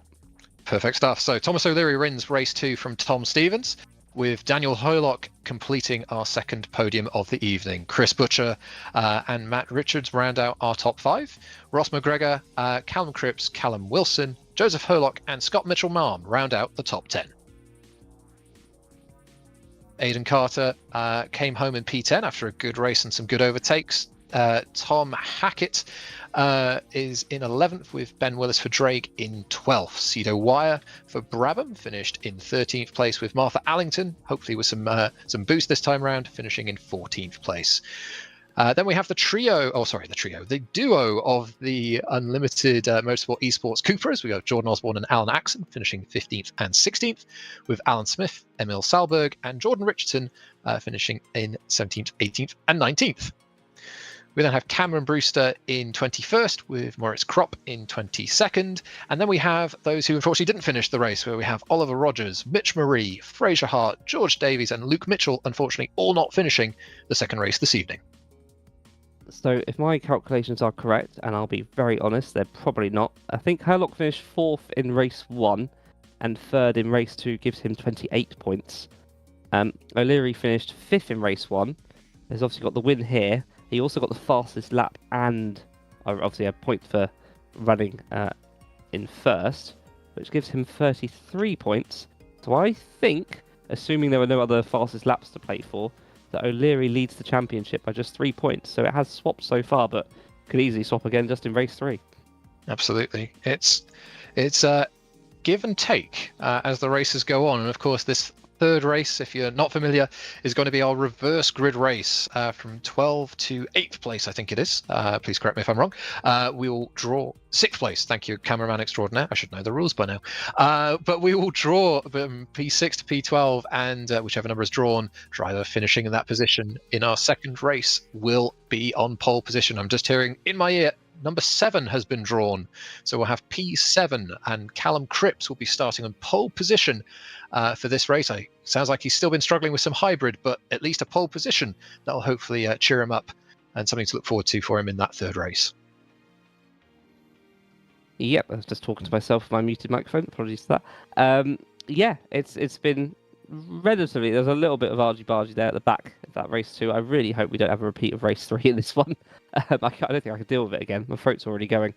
We're still having some drivers with issues with the hybrid boost system, but it's only one driver, so yeah, hopefully that gets fixed for race 3. But yeah, as we've seen, Herlock and O'Leary kind of exchanging blows. Cripps struggling a little bit there with like some of these technical hybrid issues. Kell's not here, so these two really are running away so far in this championship. Yes, indeed. But that's not just a focus on the championship just yet. I think some really good racing out there so far this evening in terms of some folks making some real progress tonight. To seeing that Martha up 9 places in that last race. Good stuff, good result. Having obviously had some technical gremlins in the first race, so good stuff for her. Thruxton just seeing in the chat being unforgiving to our drivers. Yes, indeed, Kitty Cat, but that is touring car racing. Sometimes it can bite. You've got to roll with the punches sometimes. And as Phil mentioned, race 3 normally a little bit more chaotic than usual, particularly with our reverse grid. And well, Phil, we've not mentioned exactly the story yet, but shall we talk about our first touring car race about Thruxton? Our little chaotic race. Yes. So I should give the context here that I met Mr. Churgwin 15 years ago, 2010. And at that point, I know, 15 years, I feel so old. At that point, I didn't do sim racing at all. I just did a bit of Gran Turismo because I couldn't drive a wheel and I couldn't understand how to do manual gears. This wonderful person took me under his wing and showed me his. I think you had a Logitech. Did you have a Logitech G25? It was Driving Force GT. Oh yes, you had the Driving Force GT, of course, with a little stick on the side, which was great. And Vauxhall, it was a Vauxhall Astra. I can't remember the circuit, but I remember it had like a little left-right chicane bit with like walls either side, so you couldn't shortcut it. And you taught me how to use manual gears. And you were about to start a league called Gentlemen's Racing League, GRC. Shout out to anyone that remembers that one back in the day. And I agreed. At that point it was 2 divisions, multi-class racing. You basically had front-wheel drives and rear-wheel drives, and the rear-wheel drives had more power. So first race went okay, second race went all right, third race was chaos. I remember I was pushed wide out of Allard by a rear-wheel drive. Came back onto the track sideways, just lost all control. And then meanwhile Churgwin, starting a little bit further back, decided to make hay while the sun shines. And I just remember seeing a very large Ford Focus slam into my side.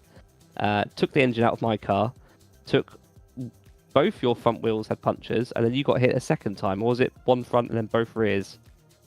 Something to that effect. Let's just say, ladies and gentlemen, I learnt on that day that use flow for yellow. But there we go. Yes. Luckily, you don't race at Laguna Seca, because otherwise it'll be 1-1. I was going to say, well, that's the story. Hey, if we ever had an international round, well, I know we've already mentioned the international round, but Laguna Seca, that would be good fun in these touring cars, I think. It would be hilarious. Bathurst being suggested by the cameraman. I remember my memories of Bathurst in R Factor 2 was I did a GT3 racing league, and for reasons I still don't understand to this day, my team picked the Radical. And then I also lost force feedback on the formation lap. And let me tell you, a track you do not want to lose force feedback is Bathurst.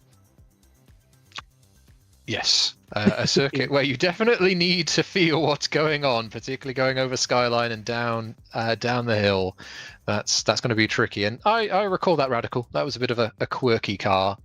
But speaking of Laguna Seca and quirky car choices, once drove Laguna Seca on iRacing in an official session in an LMP2 car, which was multi-class with GT3 cars. That's an experience, I'll tell you. And well, now they've got 3 classes in racing, and the IMSA series as it is now. So yes, Laguna, I think in a touring car would be good fun. Multi-class in high-power sports cars and prototypes, that's a different challenge. Maybe for a different day, but there we go. Dear IMSA, I've got a really good idea for your international flyaway race. Take the hypercars and the GT3s. I think the favourite multi-class racing we've just got a bit of a tangent. My favourite multi-class racing I ever did was 2 years ago. I did the multiple sclerosis charity race, iRacing, and that was at Le Mans with the IMSA BMW, so the hypercar, the GT1s of the Aston Martin and the Chevrolet, and then the car choice I picked, which was the Toyota GR86. And it's very scary going down the Mulsanne Straight at a massive topping 130 miles an hour, and then just those things at nearly 200 just fly by. I really enjoyed that race, and I like quirky races like that. The week 13s, as they're called in iRacing, where it's the off season. We don't really do that in these kind of leagues, but that's why my reverse track idea would really make sense. Well, again, this is the beauty of the virtual world, the beauty of leagues and organisations like this, where we could put on those kind of quirky races. If there's a call for it, why not? And well, I think we've done Knockhill, for example, the normal direction. We could do it the reverse direction. That's obviously a supported thing in real life as well. But I think I am genuinely going to have to give Thruxton a go in reverse now. Having thought about it and talked about it, I think that would be an interesting combination, to say the least.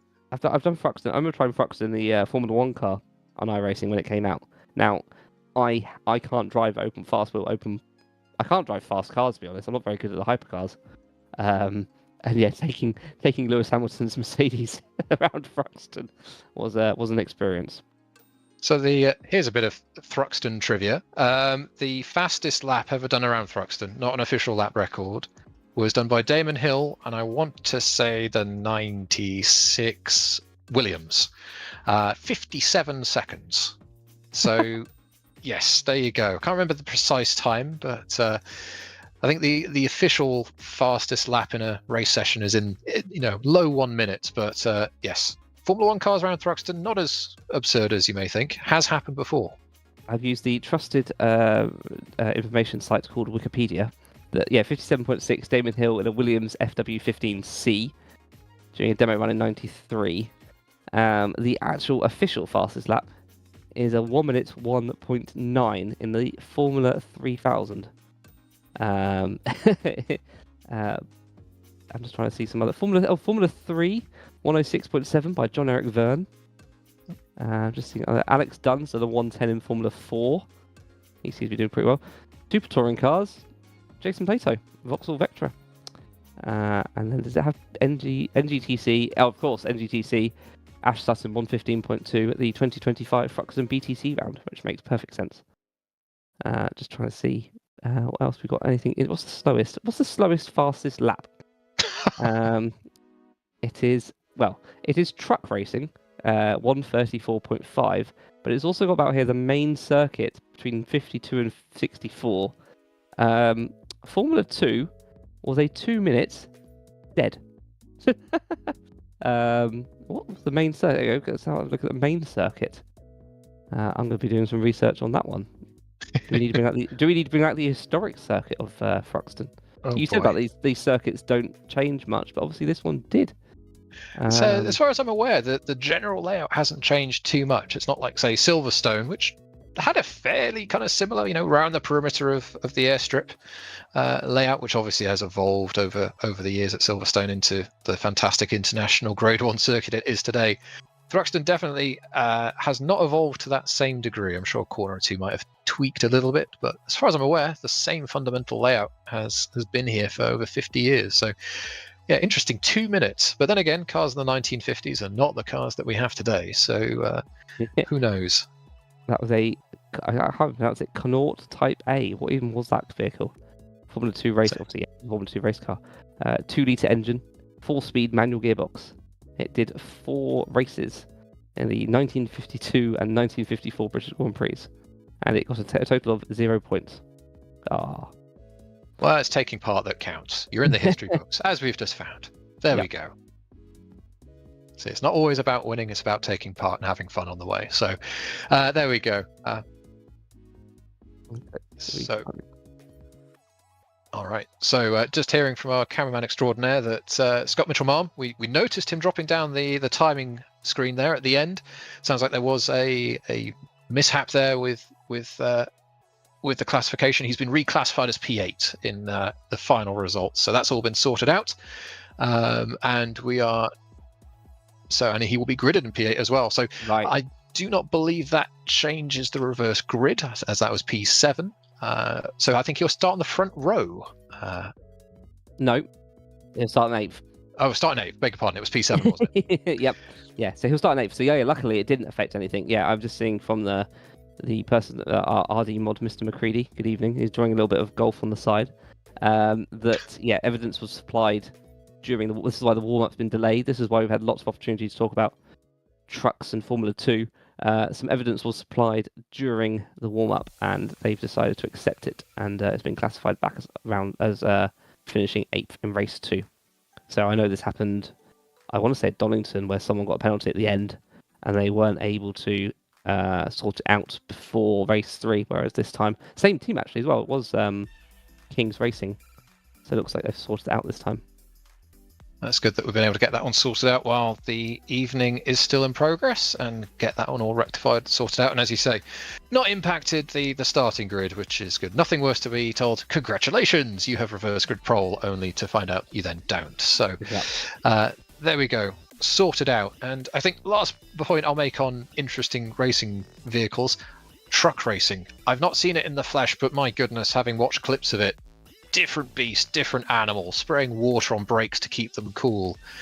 That's an interesting category of motorsport. To be honest, I have absolutely zero interest in truck racing. To me, truck moves stuff. It's not a racing car, but I suppose you could say lots of cars aren't racing cars and they still race them. So that point is null and valid, null and void. It's got an engine. It's got some wheels. Yeah, chuck it around. Counts. Yeah, fair enough.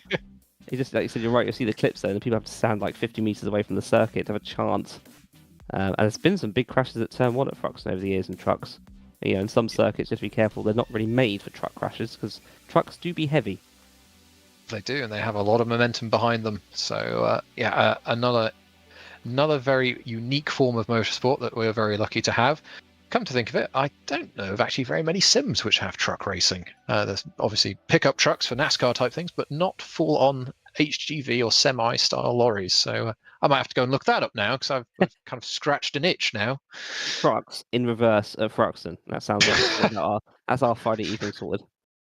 So I think we have to increase the "oh Lord" and help counter from our cameraman extraordinaire Tom this evening, as we've been talking reverse this and that and the others. So there we go. more fun combinations to try at home, as everyone very studiously prepares for the next race. We'll be doing all sorts of weird and wonderful reverse circuit driving in trucks. And I've just been reliably informed that apparently AMS has truck racing. Thank you very much, Stefan, listening in, our race director this evening.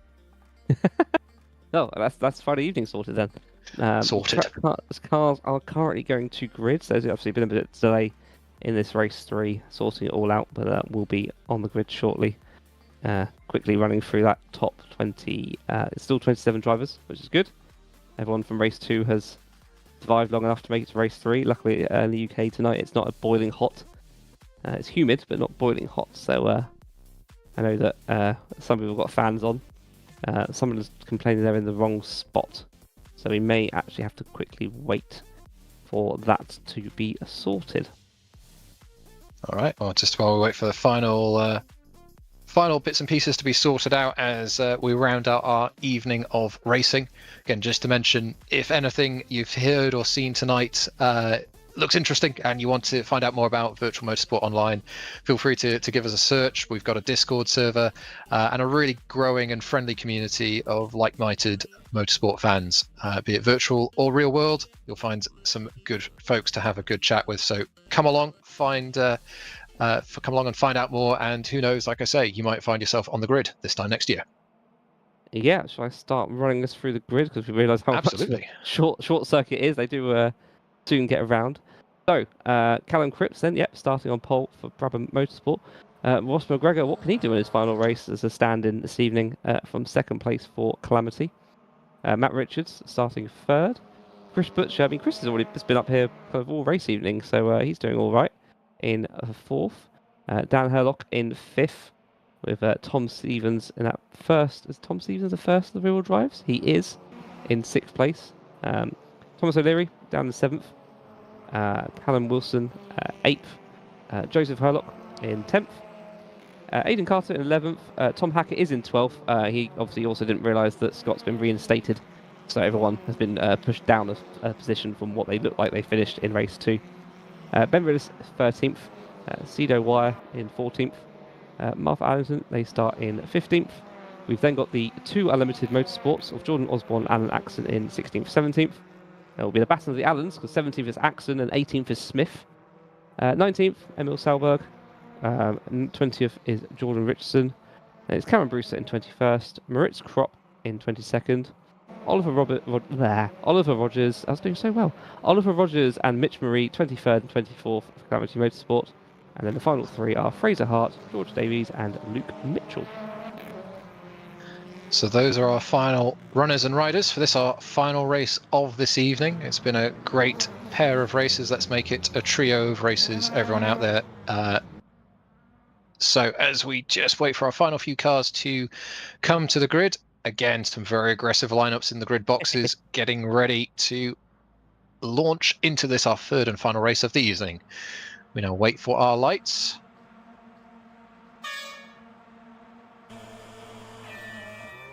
And away we go. Tom Stevens getting a good launch there, no bogging down as everyone's making their way down towards Allard for the very first time.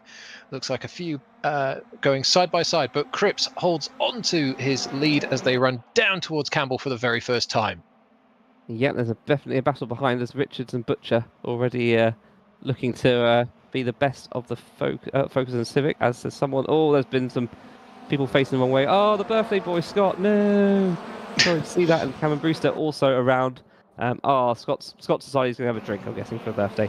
As we look at Cripps 4/10 ahead, and these guys already a bit of a conga line going on, as O'Leary will be doing his best to stick as close as he can to Herlock, who hasn't made any progress either. So it looks like the top 7. I know Richards has lost a place because I think he decided third, but apart from that, they as you were. Indeed, a big wiggle there for O'Leary going through Noble. Perhaps tyres not quite up to temperature yet, but he's held on to it and makes his way up the Brooklyn straight up the hill here towards Club for this, the first time of 16 this time around. Replay. Yeah, let's have a look then. So Scott was going in to the corner, looking all fine. Oh, we just lost it under braking, and then I think it's going to be Hackett, and then just trying to get out the way. He's doing his best to get out the way. There must have been a second incident, because I think Cameron Brewster was involved as well, and I didn't see him on that replay, as Cripps already nearly a second head of McGregor. So, yeah, he's going to quickly leg it up the road while he can. Yeah, I think that was Richards there in the Honda Civic, getting a little bit sideways. I think a few sets of cold tyres, particularly on these front-wheel drive cars, locking those rear axles and just being a handbrake, losing control of the car there. Richards holding onto it there. Unlucky there for Scott on this, the third race this evening. We've got Martha Allington. She's looking around the outside of this King's car, all over the curb, losing a bit of momentum. She's still there on the inside and muscles her way through. Lovely stuff. Touring car racing, and a little bit of more afterwards there between the King's car and the Unlimited Cupra there.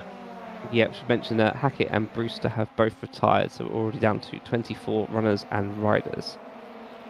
Matt Richards here, looking around the outside of Chris Butcher. As you say, just been hovering around the podium this evening has Mr. Butcher, but he still holds on to it for now. A little bit sideways, a little bit squirrely. Compromise. Can Matt get himself up the inside? Yes, he can. Better run, better exit out of Club. And I think that one should be completed before they get to Allard. There we go. Yep, nice little move there, and again it then slows everyone else down, and Herlock's going to catch up, and Stevens is going to catch up, and they're still going to go too wide into Campbell. Is he going to hold on nicely, or is Butcher going to get a better line trying to tee him up through Cobb and into Seagrave, but I think Matt pretty much has this nailed down as Cripps is already using his boost laps. He's got 7 of them to run away. Indeed, he's definitely got the boost advantage there. Everyone behind him will have a little bit less to work with, but looks like it's a good thing that he's been able to figure out his boost system, and now he can make use of it. Now he has the opportunity to run away at the front of the field. Just having a look what's going on elsewhere. We've got Oliver Rogers here in P22 for Calamity. Looks like he's chasing down one of the Hyundais there. I think that was the Hyundai of, if I just look at my driver's guide here, failing was really to spot them, but chasing down, there we go, George Davis, I think it is, in one of the Craven cars. But he's got Fraser Hart recovering, keeping him close company. Let's just focus here now on Aidan Carter. Looks like, I think he's racing one of the Drags there. I assume that's Ben Willis. And attack turns to defence as he's now under pressure from Wire behind in the Brabham. Yeah, it's definitely more fights up and down. Obviously, only 4 laps onto lap 4 of 16. Callum Grips has got a nice 2-second lead over Ross McGregor, using those boost laps as he can. And yeah, there's a little bit of cork in the bottle here between Butcher, and then Herlock, and then Stevens, O'Leary, Callum Wilson, all very close to each other in a couple of seconds, basically covering 4th all the way back to about 9th. As you say, so Scott just pointing out he lost force feedback exiting turn 1. So as soon as he hit the brakes, he had some issues. Understandable. Always not ideal when you're very used to the feeling of a car and then all of a sudden it literally disappears on you mid-corner. So sorry to hear that, Scott. Happy birthday. Sorry to see you obviously run out of the 3rd race the way you did there, but good racing up until that point. The Luke Mitchell going a little bit of lawn cutting on race 3. Just hold it all together, so all fine there. As we've got who are the movers so far? So Wilson, Herlock and Willis have made a few spots, but the top 7 are lap 5, as you were. So obviously they've all got diminishing number of laps. So the guy, McGregor's got more than Cripps, and then McGregor's got less than Cripps, in fact, it should be. So yeah, that explains why top 7 runners they are. No one wants to dare use their boost yet. So Mitchell being very patient here, just waiting for his opportunity to pass the Unlimited Esport Cupra there. You could actually actively hear him getting out of the throttle as they ran towards Allard that time by, to avoid running into the back of him, and he's got this Calamity Focus just behind him for close company as well. Oliver Rogers is off, and I think, who was that? I think that's Jordan. No, there's someone else that also went very much sideways, managed to recover. George Davies has retired along with Oliver Rogers. So then there were 22. I'm sure we'll get a replay shortly as we watch Ben Willis and I think that's Herlock. Ben Willis and it is Herlock. Has he lost place to Carter? Sorry. Carter. Yeah, it looks like Carter continuing to make his way forward. Forward throughout all 3 races. So he's up into P10 there, making his way past the drag driver. Luke Mitchell continuing to look for a way past this duo of Cupras. As they run into the club chicane. A little bit of formation flying and teamwork, and the cork in this bottle is definitely under pressure. Yeah, but they're running 15th and 14th, holding on to a few points, but Mitchell's going to look at the inside for turn 1. Don't take too much curb, give them enough space on the outside. Nicely done. They roll it up this hill. Can we get ourselves breaking point and get that one nailed? Careful. I think a little bit more blocking there from the other Unlimited. Is it going to give this Cupra the inside? It is. Is it going to be a bit of contact? No. I think that's that sorted. But will he have the momentum on the exit? Here comes that Cupra. Can't quite see if he's on the hybrid, but some formation flying and some hip chipping and barging, and the Cupra is back through. So good attempt to pass going through Allard there, but all a little bit undone on the exit from the first complex. It was indeed. Now, what have we missed? Was Ross McGregor always in 2nd place, or have we missed something at the front here? No, I'm being told that I'm definitely keep watching the wrong race, as McGregor's got the fastest lap.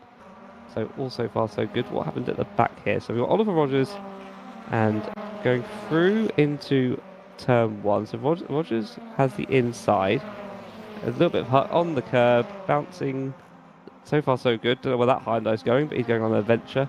And then as we go into turn 2, I just tries to cut across, and yeah, that's not going to work. And that was the end of that. Yeah, I think two cars just going for the same bit of track, and I can't tell if that's the same Hyundai sliding through shot at the bottom there.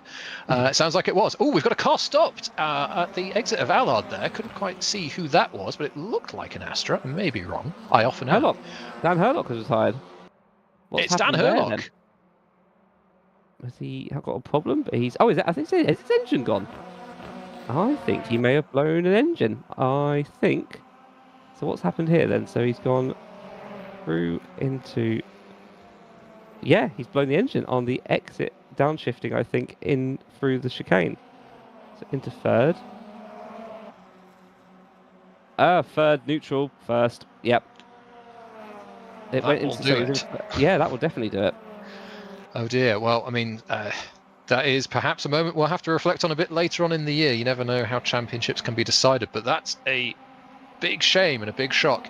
And I'm sure that O'Leary, currently running in 6th, will be quite happy, and perhaps we'll just go, right, let's just get the points in the bag at this point. But again, we'll focus on the bigger picture.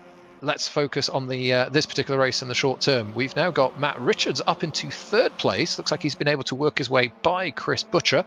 Callum Cripps, though, still leads a healthy 1 second margin from the Calamity Ford Focus of Ross McGregor. Yeah, considering how sadly Calamity's not having the best of evenings at the back, it'd be good for them if they got a win out of all of this. Just seeing Mitch Marie and Moritz Kopp 16th and 17th fighting definitely for positions, as it's getting a little bit too argy-bargy at the back there.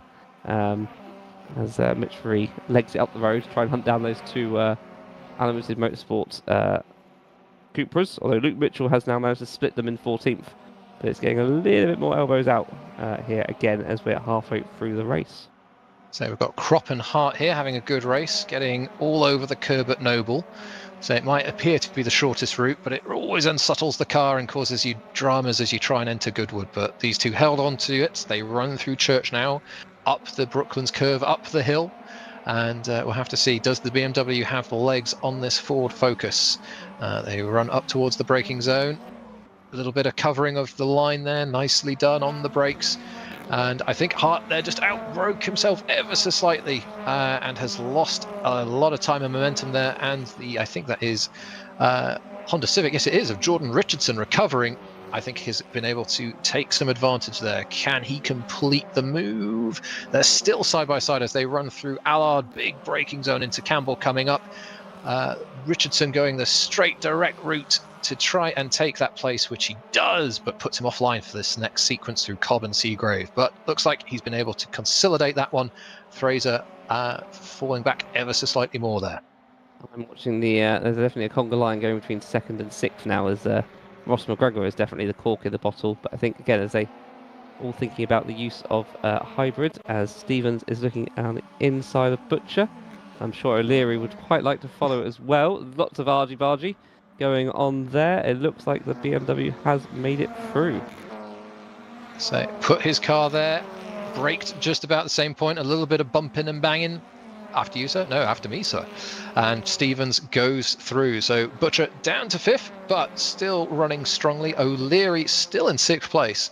But again, looking for perhaps a move now on the slightly reeling and recovering Butcher. Looks like he's been able to get most of the way there, but has to leave some space. They look for the undercut there. Butcher through the exit of Seagrave looks pretty honours even. Neither of them using their boost to try and attack or defend as they run their way through Noble, not really using too much of the curb there, gently on the brakes, just feed the car in slowly, wait for the weight to transfer, try and just nibble that curb on the inside of Goodwood, over the crest, run towards the exit of Village. That's good. That's a good move for O'Leary up to 5th place. He'll try and kind of stay on the coattails of Stevens if he's going to make the moves like he did in race 2. As we're having a look at Richards and McGregor for 2nd. No, sorry. Yes. It is there for 2nd place. As Richards looking down the inside, has he got it done? Yes, he has. Lovely stuff for the drag driver. Ross McGregor, I believe, rally champion here at VMO, trying to use some more of his rally skills on the exit of Church there, but didn't quite work out. Richards definitely taking advantage of the momentum loss, moves up a place. Perhaps he'll be able to make some headway and challenge Callum for the race lead. You're going to start seeing these drivers now using up more of their hybrid as they've got enough laps left in the race to make use of it. As Ben Willis and Cedar Wire are fighting over 10th. As there's a bit more argy-bargy. You've obviously got Callum Wilson in the other Simply race in 9th, trying to help out his teammate as they are going side by side through Seagrave into Noble, who's going to be the last of the late breakers of Goodwood. It's Willis for the inside line, but I think Tito said, nope, I'm having that, thank you very much. And Ben not too happy with that. So always hard work to try and run too wide through Noble, because the exit of Noble and the entry to Goodwood, it comes up on you quick. So looks like Wire's been able to hold on to 10th place there, but Willis immediately getting well and truly all over the back into Church. I think he's just carried out perhaps a smidge too much momentum there, and it's cost him on the exit. It has indeed. As we're back to McGregor holding on to 3rd place, but Stevens in 4th and O'Leary in 5th. I think these two, the real drivers, are starting to come into their own there. McGregor's got 3 laps of boost to use, Stevens got 2, O'Leary's got 1. That's a bit of smoke there. I think Cripp's got 4 laps, so he's sitting very pretty now with a 1.3 second gap over Richards, who only has 2 laps of boost left. So yeah, it's kind of sorting itself all out nicely, but I think those BMWs are really eyeing up McGregor. I think you're right. I think we saw it a little bit at Brands Hatch, using the hybrid to help cover off the tyre drop-off. As we've got a move here, Mitch Marie going up the inside of one of the Unlimited Esports Cupras. Looks like he's been able to get that one just about done, so good move there for the Calamity Focus. Splitting yet again these Cupras who've been following each other and supporting each other through this 3rd race. But yes, just using the boost system to help keep that average lap time nice and low. We saw that at Brands Hatch. Looks like we're seeing that again, and those rear-wheel drives just taking care of their tyres, and it's coming into their own in this, the final, coming up 25% of the race. It definitely is the last third of the race. These rear-wheel drives suddenly they find something. Which, Stevens and O'Leary are still behind McGregor as we cut to them now as they go through turn 1. Richards isn't running away as quickly as I thought he would. I want to say that he was. Yeah, I want to say he was a bit closer to Cripps, so perhaps he's had a moment somewhere on the last lap round, but we've definitely got 2nd through to 5th place all in contention here. I don't think we've got the podium settled up whatsoever. McGregor in 3rd place uses a little bit of his boost just to try and help himself away from the Seagrave exit and trying to progress a bit more closely onto the bumper of Matt Richards.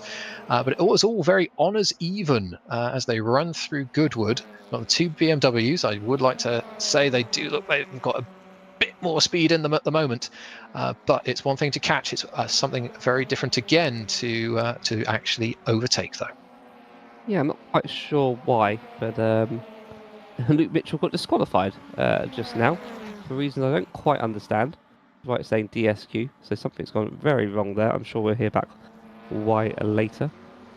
So we've got some scrapping though for this final podium position. McGregor just had a little bit of a look at Richards. Richards defended stoutly, and McGregor now on the little bit of back foot momentum wise. He's got Stevens and O'Leary very close behind. We'll have to see, will he go defensive into Cobb and Campbell this time around? Yes, he does. BMW is trying to figure out which way they need to place themselves, but this will be music to Matt Richards' ears. He'll be able to just focus on what he needs to do and build a little bit of a gap as Cripps starts to use some of his boost on this lap 14 of 16. So Luke Mitchell sadly got a drive-through penalty for an illegal overtake and then got DSQ'd for it. So something sadly's gone very wrong there. So sorry to hear that. As these BMWs need to stop fighting themselves and try and fight for the car ahead, because they could both do it if they work together. But obviously, 2 different teams. It's a matter of them driving the same car. They're still 2 different teams. They still want to do what's best for them. Indeed, no team allyship here. Maybe a little bit of manufacturer loyalty, but everyone definitely in it for themselves. Here we've got Aidan Carter, currently in 7th. He's catching the back of Chris Butcher, who, as the race has gone, he's started to drop back ever so slightly. Carter again making some good progress in all 3 races this evening, all over the back of this Ford Focus as they go through the right of the Cobb chicane. Honours pretty much even running into Allard. Yeah, they both got 2 laps of boost left. So Richards only has 1, and McGregor and Stevens definitely can use them in these next final 2 laps. So that's definitely not over there. So a little bit of a lock-up there from Carter on the brakes, pushing hard, trying to make something in this last few laps. Is going on any fights for the last points paying position? Yeah, it's definitely close, isn't it? So they've got 15th, 16th, 17th all here, all getting very argy-bargy, fighting over just 1 point. I think it's Jordan Osborne doing his best to kind of hold everyone up and do his best for his teammate Axon, who's currently holding 14th, and try and get as many points as they can for the team. Defending like a lion in that Cupra, to use a famous quote, and doing a lovely job of it as well. But this is going to be a tall order for the Cupra driver. Well and truly being hounded. Hyundai getting a little close there on the run into Goodwood. And we've got the BMW now being put under pressure by the Honda Civic there. I think that's Richardson recovering from obviously his moment earlier on. It is indeed, as we go on to the final lap. And it's definitely not over between 3rd, 4th and 5th. They're doing their best, but Richards has no more boost, but he has got a 9/10 gap for these 3 fighting. So I think Richards is looking all right, but just keep an eye on Stevens if he fancies using doing what he can. Sorry, using his boost, but as I said, McGregor's using his as well. So I think this may keep on as even. We'll see. It's definitely not over that long run up to Club Corner. Absolutely. O'Leary using his 1 lap of boost, having won the last race, saving best for last. Let's see if he can make a move. It looks like Stevens trying a little bit of a shorter inside line, trying to put pressure on McGregor here for the final podium position, carrying a lot of momentum through Church for the last time, through the dip and up the hill they go. We'll have to see who's got the longest gear ratios this time around. Looks like McGregor's just covering the middle of the road, making Stevens do the hard work. And a little bit of a lock-up on the rear axle as they downshift. But Callum Cripps not had the boost, but he's had the boost when he needed it. Pole lights to flag victory. Congratulations to you, sir. Matt Richards coming home in 2nd, and McGregor holds on to that 3rd place from Stevens and O'Leary. I think O'Leary played the smart game there. It's not worth chucking up the inside for the last corner. Hero, take the 5th place, as we see a few of the others coming through the final corner. So it looks like Unlimited are getting that 14th and 15th spot, so they'll get 3 points for their troubles. And that's all the points paying positions through. Are there any more? I think that's pretty much it in terms of cars fighting each other. So yeah, 19 finishes out of 27. Obviously, yeah, a few DNFs and a disqualified one, which I'm sure it'll get looked into. But yeah, not too, a little bit of argy-bargy on lap 1, but otherwise definitely smarter than the last time out. So well done, everybody. Indeed. Salberg, our last runner and rider in this particular race, taking a little bit of a victory lap there, and across the line he comes to round out our finishes for this, the 3rd race of this evening. So yes, 3 races in the books. Our visit to Thruxton for this year done, and what a trio of races that we've had there, with some great scrapping and some interesting potential championship ramifications and stories starting to be written. Let's run through our finishing order for our 3rd race this evening. So Callum Cripps from pole position converts and wins race 3 this evening. Matt Richards for Dre comes home in 2nd, with Ross McGregor fighting and holding on to that final podium position in 3rd. Tom Stevens and Thomas O'Leary having strong evenings, finish 4th and 5th, with Chris Butcher, Aidan Carter, Joseph Herlock and Sido Wire, with Callum Wilson rounding out the top 10. Then we've got down in 11th position, it is Ben Willis for Dre Racing, Mark Allington in 12th, and Mitch Marie in 13th. The Limited Motorsport Esports team, 14th and 15th, with Alan Axon and Jordan Osborne. Fraser Hart in 16th. Alan Smith down in 17th. Jordan Richardson recovered up to 18th in the end. And then our last finisher was Emil Salberg in 19th. And then we had our DNF list of Moritz Kropp in 20th. And then the other 7 drivers from there. Hopefully it's going to spin over. There we go. Dan Herlock, yep, as he said, he was changing to 4th. He accidentally pulled both the gear shifts, so went into neutral and then pulled first. That's when his engine went bang. George Davis in 22nd, Oliver Rogers in 23rd, and then Tom Hackett, Cameron Brewster, Scott Mitchell-Marm, and Luke Mitchell. So that rounds out our 3rd race of the evening. And yeah, again, another evening of some good racing. You referenced that the third race last time out at Brands was a bit scrappy. Thankfully, not this time out. Good racing being seen up and down the field. And it doesn't matter if it's for a podium place or the final points playing pace. There was all sorts of action out there tonight, which is great to see. Just a reminder, this is round 3 of a 10-round championship. Our next round will be in 2 weeks' time. That's the 30th of July. And we'll be going to the gorgeous Oulton Park complex and the island circuit in particular for 15 laps. Oulton Park has been a favourite of mine, Phil. It's got a lovely bit of undulation to it, some nice complex and challenging corners. One I think our drivers, I'm sure, are going to be looking forward to. Yeah, me too. I think, again, like Thruxton, you've got lots of opportunities to use your boost and lots of overtaking opportunities. And yeah, I'm looking forward to that in 2 weeks' time. Absolutely. So, yes, please, we look forward to hopefully having you join us in 2 weeks' time at Oulton Park. But for myself, Tom and Phil, thank you very much for joining us this evening and enjoying some excellent touring car racing. So with that, thank you very much for viewing tonight, and we hope to see you in 2 weeks' time at Oulton Park.